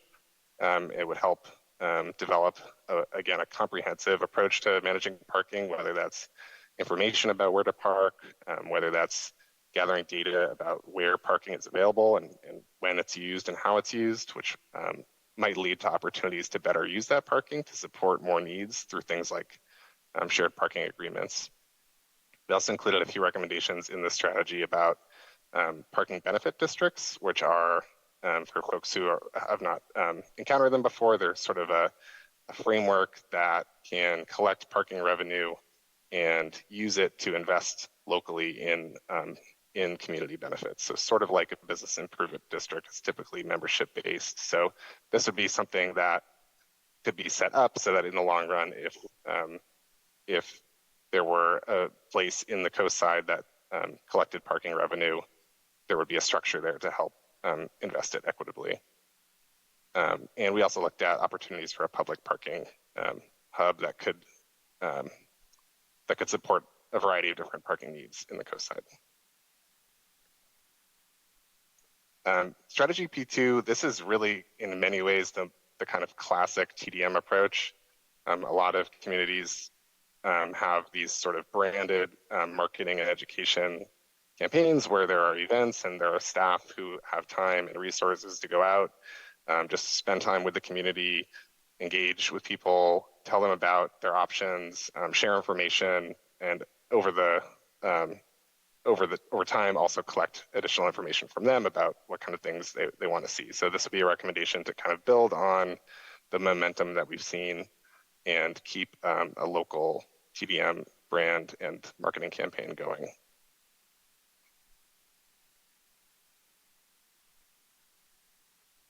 This recommendation would be to expand TDM management capacity. So as I mentioned earlier, all of the recommendations in their plan are going to require additional resources. And before funding even, the key resource is just staff time. So there's opportunities that we've highlighted in there in the near term to expand capacity a little bit with a TDM fellow. And we've discussed this idea with some partners, including commute.org, for how that might work. And that would provide a little bit of additional time to coordinate with partners to do some kind of initial planning steps for some of the other strategies in the plan and kind of get things moving. We also included some kind of more medium and long-term opportunities to expand management capacity further, either at the city or at the county or both. And in the long term, some ideas about how TDM could be supported through a Transportation Management Association or TMA.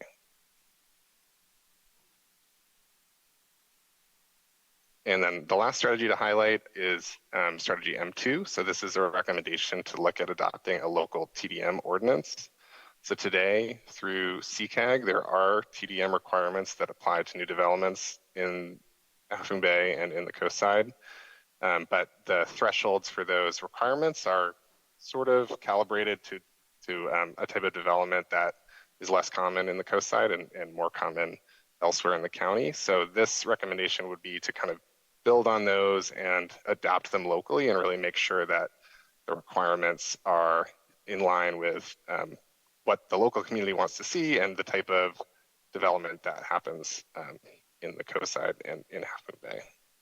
And there's just a list here of a few of the things that would involve looking at and establishing kind of clear, easy to follow guidance for implementing TDM. All right.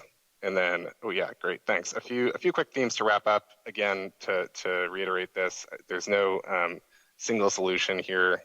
The recommendations in the plan are meant to be mutually supportive, so there's no strategy that's more important than others, but they really are intended to work together to improve mobility and expand options for getting around without driving alone. Partnerships, we heard a lot about, and again, I just want to highlight how helpful all the folks we talked to have been, and how many opportunities there are to tap into some of the resources that are available regionally, and some of the partners in the coast side and beyond that are looking to implement some of these similar ideas. So I just wanted to highlight that. And yes, a quick look at next steps here. So again, as I mentioned, we have the public draft available for review on our website.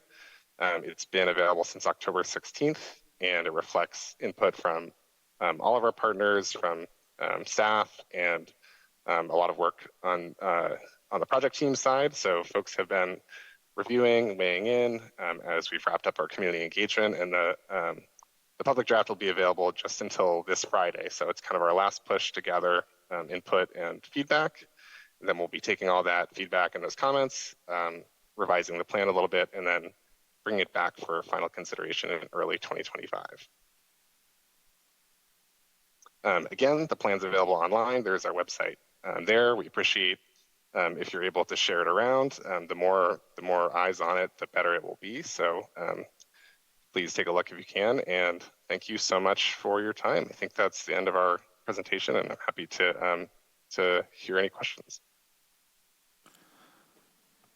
Thank you, Alex. The council members have any questions, clarifying questions? No questions. Comments? No. Lots of comments. Comment?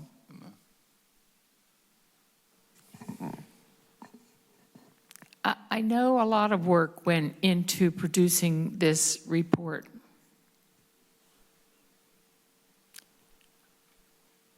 I'm sorry, but my reaction to it is it's a waste of money, it's a waste of time, it's a waste of effort. Everyone on the coast knows what the issues are. We don't have public transportation here.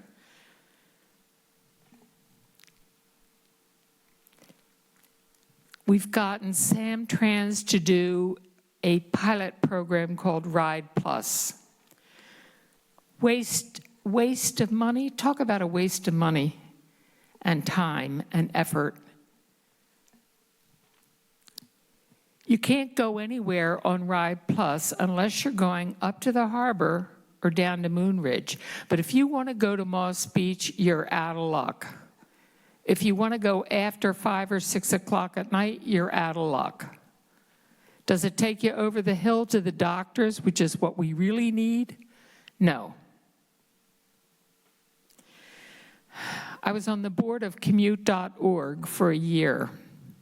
I didn't reapply to be on that board because I was told at a meeting, don't be silly, there's no way we're going to do a shuttle to the coast.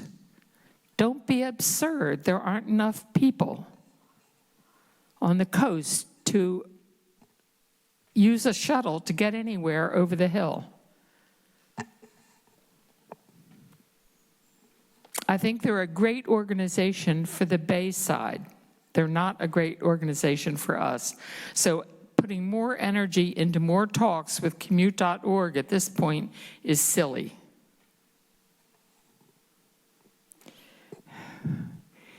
If we would pay more attention to getting the funding and doing the work to finish our East Side Trail, we would be getting people out of cars.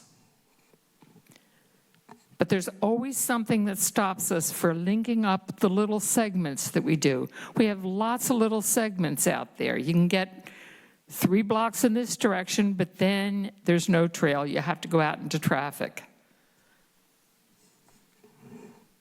It's very, very, very frustrating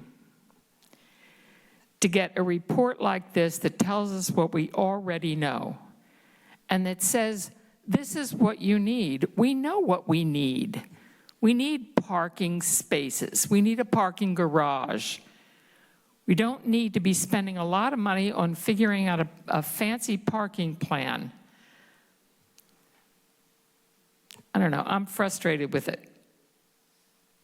That's my comments.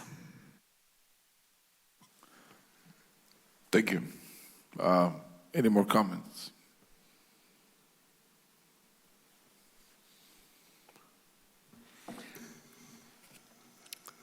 I think it would be really helpful to see, comparison, cost-effective economy scale solutions in very similarly situated communities where there's been challenges of people wanting to abandon their cars. How do you make something attractive enough? People would probably like something, we don't get a lot of inexpensive Uber service out here either. So if someone lives down here and goes for dinner at Sam's, maybe doesn't want to drive after a few drinks, that would be kind of like a common case scenario, I would think, that people would be interested in.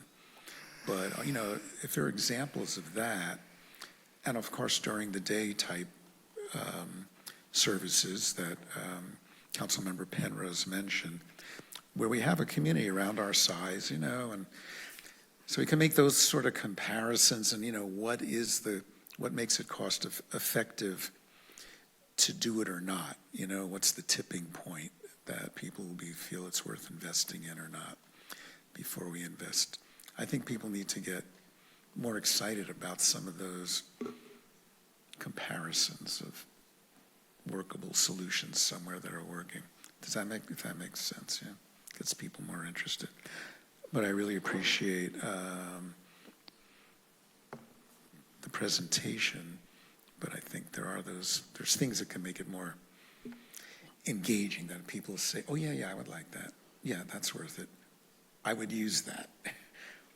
Because no one's going to sustain any type of transportation like that if it's not paying for the bus and the driver and the gas, et cetera, right? So, but thank you. Thank you. No comments from me. There's no motion. May I add through the mayor? Yes, please. Thank you so much. Really appreciate your time and your comments. I did want to just clarify one thing with respect to this plan. I understand that this is a lot of information that we've heard in different forums with respect to the issues that we have, and yes, a lot of them were not new to us as staff and to the community. But what this document does do is provide us an opportunity to go after other grant funding sources. And that's really the intent of this. This was not the solution document. This was the feasibility analysis. This was the stakeholder engagement piece that really sets us up for finding the funding opportunities that we really need to implement a lot of these programs.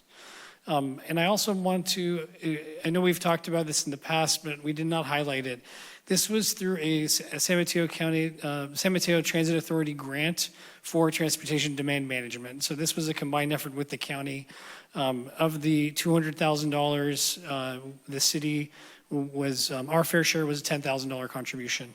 So the majority of the money was through the SMCTA, which again was really geared towards communities coming up with these TDM programs.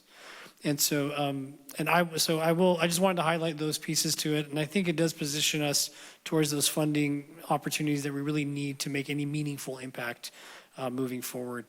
And I also share a little bit on a side note. I also share the frustrations with respect to some of the progress we've made on our trail segments. And we will be coming back to council for an informational item in January to discuss the different projects that we have along Highway 1 corridor, the different phases we are in the different segments, and to provide a good overview of where we are and where we're going. So that'll be coming in the future in January as more of an update for council and the public overall. But right now, we are hoping that if there's any other comments from the community, that we can obtain those as we close this plan out. and then we move forward into looking for those meaningful solutions beyond the segments that we are working on completing. Thank you. And I just want to add a couple more things because, I mean, Maz is always incredibly eloquent, so I don't have much more to say, but many people do agree with you over the frustration. We're lucky with Supervisor Mueller because he's on the board and he's watching this document. This draft plan is also going to the Board of Supervisors, the Transportation Authority, because they funded it. They are well aware of the congestion over here. This is a recognized hotspot, and they need this draft plan with the prioritization within it to focus on how to go after grants for the funding and to help find the solutions. So we recognize the frustration. To clarify about the cost, this was done through a grant. That means that they paid for all of the staff time as well? Obviously, the city paid for my staff time. The city paid for it outside of the grant. And we had to do a small match, but it was, we got about a $200,000 grant from the Transportation Authority between the county and the city. And then that paid for our consultant, Alex, who's online here. And then the county also, I've been working hand in hand with another staffer, transportation staffer from the county. And My point is that it takes staff time as well as grant money. And that's something that needs to be spoken about. It's not all free because we got a grant. Right, absolutely. We recognize that. Okay, thank you. Thank you. Thank you. We have a public comment. Patricia Stevenson.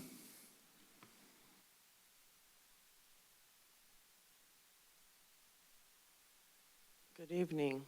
Thank you for having me here and listening to me. We don't often agree, Penrose and myself, but I'm on board with her 100%.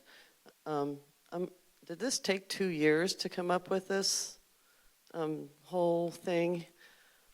I mean, I could have told you all those reasons in about 15 minutes. So I really don't understand. I just really don't understand. I find it all to be a waste of money too. Until our roads get widened or something, there is no real true solution. We used to have school buses. We don't have that anymore. And until we get a decent public transportation over here, I really don't see too much change really happening, to be honest. So, yeah, I'm with Dr. Penrose. I find this to be a waste of money and time. Thank you, Patricia. No more public comment. Thank you for the presentation. Thank you, Alex. Yes, thank you very much.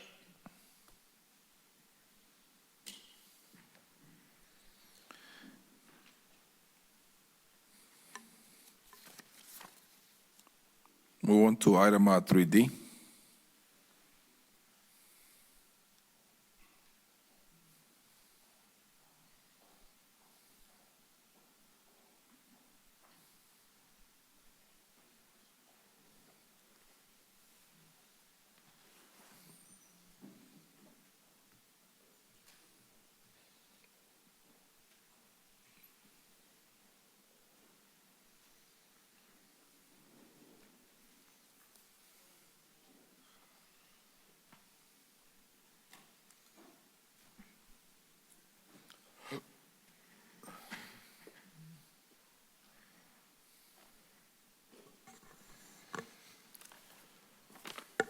Good evening, Mayor and City Council members. Mike Noche, Housing Programs Manager for the city. I'm here this evening to speak to you about a proposed impact fee waiver related to 300 Main Street.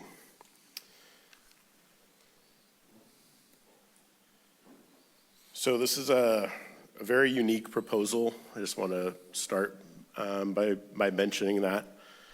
This is related directly to the tragic events from the shooting on 2 farms in Half Moon Bay, on the coast side, in January of 2023. Those events displaced 19 farm worker households. And these households make up a very vulnerable population here on the coast side, which needed tremendous support for housing assistance due to them being displaced from their current living situation. And those conditions were found to be very subpar, as all of you know, and is well documented now. And the city and county stepped in jointly to help with relocation and finding stable housing. Initially, after the events, the city and county, the county paid for hotel stays. We also worked with Airbnb.org to extend temporary housing to those 19 displaced households. So that covered a 2-month time frame. During that time, we then looked for longer term but still temporary housing solutions for that population, which leads me to search for market rate housing here on the coast side. So these are existing rental units that were here on the coast side that were identified as a temporary but long-term solution for these households. Staff identified multiple properties, began reaching out to property owners. We then, with the county brought on abode services to essentially conduct a master lease agreements with landlords. This population would have had a difficult time most likely securing the amount of market rate rental housing that was needed, which is why a voucher system was not the preferred route for this approach. The property that we're speaking about this evening is at 300 Main Street, also known locally as Zabala House. 8 lodging rooms were secured at this location, which was a tremendous help to the effort of finding temporary housing. The city was in conversations with this owner prior to the events of January 2023. So we were aware that this owner was planning to embark on a conversion of lodging units to long-term rental housing for a total of 10 new rental units that would be on the Half Moon Bay market when this conversion project would be completed. So knowing that and the need for finding rental units on the coast, staff approached the property owner to secure units at that location. I should mention also that this was a very immediate, fast-moving situation when we were identifying housing units, and these owners of the property stepped up right away prior to knowing all of the details on what it would entail, and I'll get into some of that. And I know the staff report goes into great detail on some of the nuances that are related to this situation, so I'm breezing over a few things here just to be timely on the presentation, but I'm happy to, when the time comes, answer questions and provide more detail. I do want to note that a below market rate rent was negotiated with the property owner.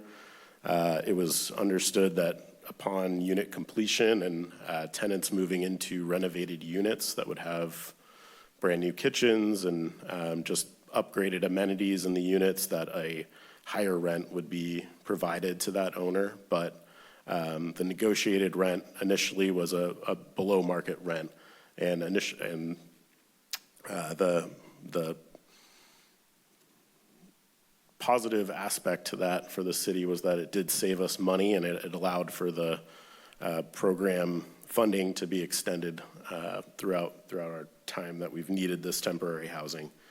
I should also note that having all of these units in one location was very beneficial.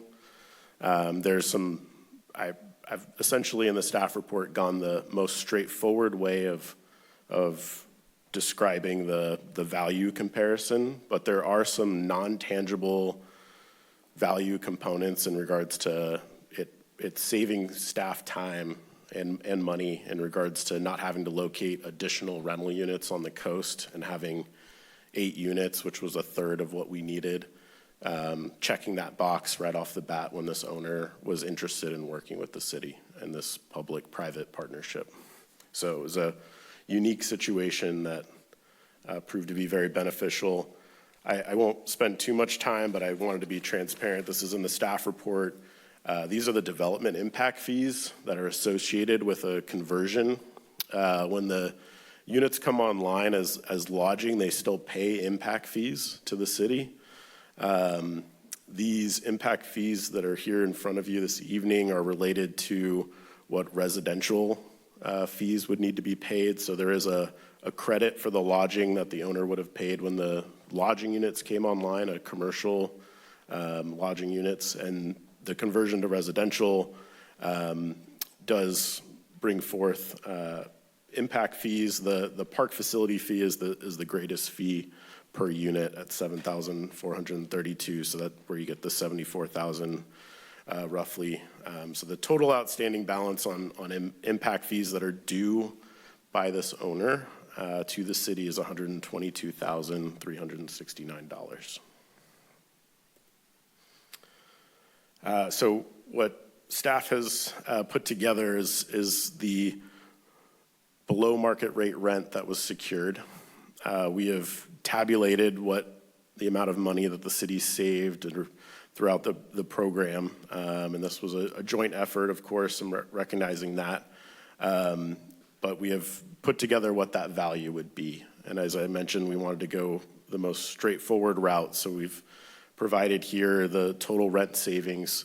The numbers in 2024 do decrease because, as I mentioned, the rent amount was stepped up, so the owner did collect increased rent amount for renovated units, and that was part of the initial negotiated amount for use of the property.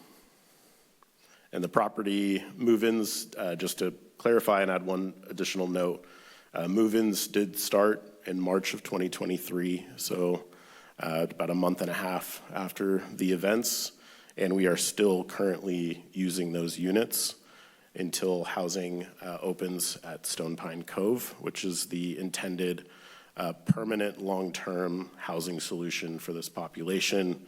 All 19 households will have an opportunity to move to this location and will have priority to do so. And the Stone Pine Cove, I know that's not the focus of tonight, but it will house additional farm worker households on the coast. Just want to note that, as everyone on council knows. As I've mentioned, these are positive outcomes from this partnership and why we're before you this evening. The rent savings did lead to, we had a specific amount of funding. The county put together $750,000. The city council approved $300,000 from our affordable housing fund. City staff, with our in-house consultant, secured $464,000 in philanthropic donations, and those organizations are identified in the staff report. All of that funding has alluded to the rent for all of the 19 households throughout the coast that are being housed. We did hone in on finding rental units that were on the coast side, close to existing locations for employment as well. That was very important to the process. So staff wanted to be mindful of budget constraints and concerns that council might have on completely waiving development fees, which is why we included a transfer from the Affordable Housing Fund. This is a policy decision of council. You are not required to make this transfer to supplement the waiver. It would be a transfer from the Affordable Housing Fund to the special impact funds that would be normally collected and waived as a part of this item. The uncommitted fund balance of the Affordable Housing Fund is $1.6 million.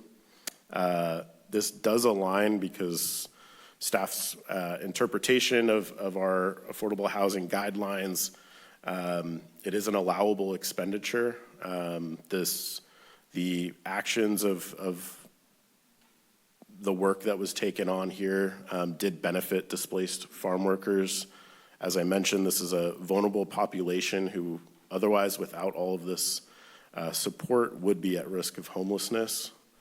And that is an identified policy in your guidelines for the Affordable Housing Fund and the use of those funds.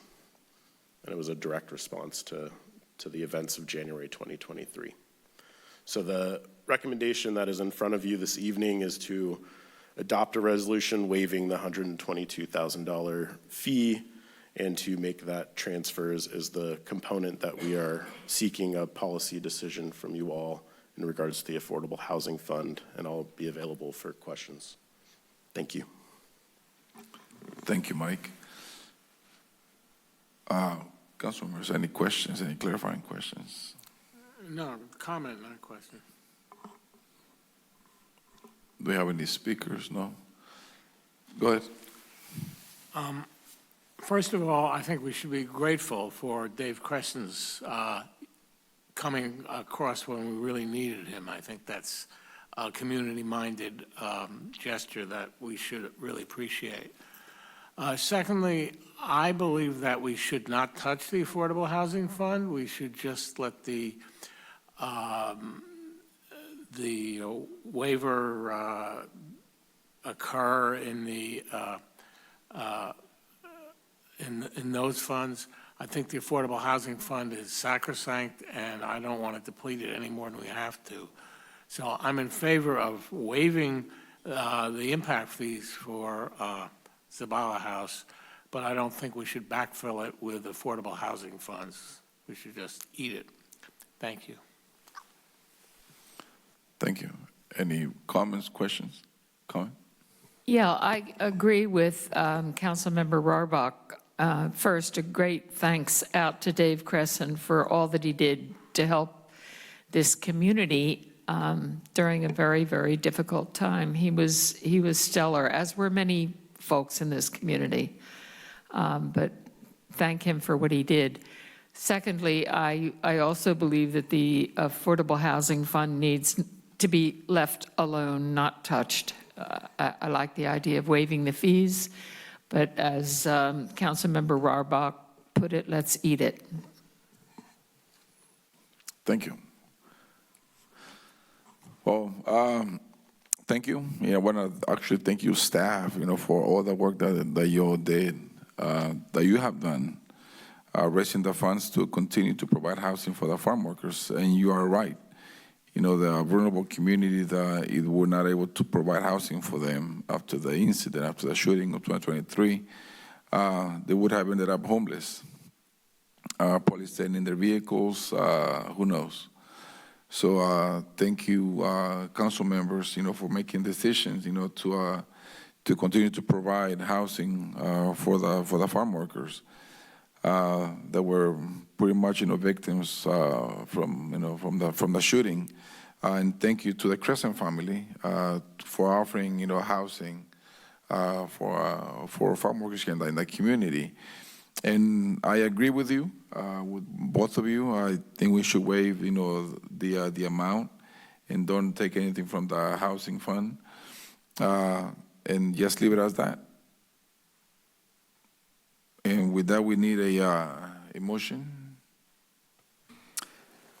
I move that we adopt a resolution that, one, acknowledging the contribution of the property owners of the Crescent family in providing up to 8 units of emergency housing at 300 Main Street for displaced farm workers following the January 2023 mass shooting incident, and 2, waiving up to $122,369 in development impact fees associated with the conversion of existing commercial lodging units to permanent rental housing at 300 Main Street. Second. Roll call, please. Councilmember Brownstone, Yes. Councilmember Penrose, Yes. Vice Mayor Rohrbach, Yes. Mayor Jimenez. Yes. Motion carries. Thank you. Move on to commissions or committee updates. No. Future discussion items. No. City Council reports. No. Meeting's adjourned. Thank you for coming. Sold.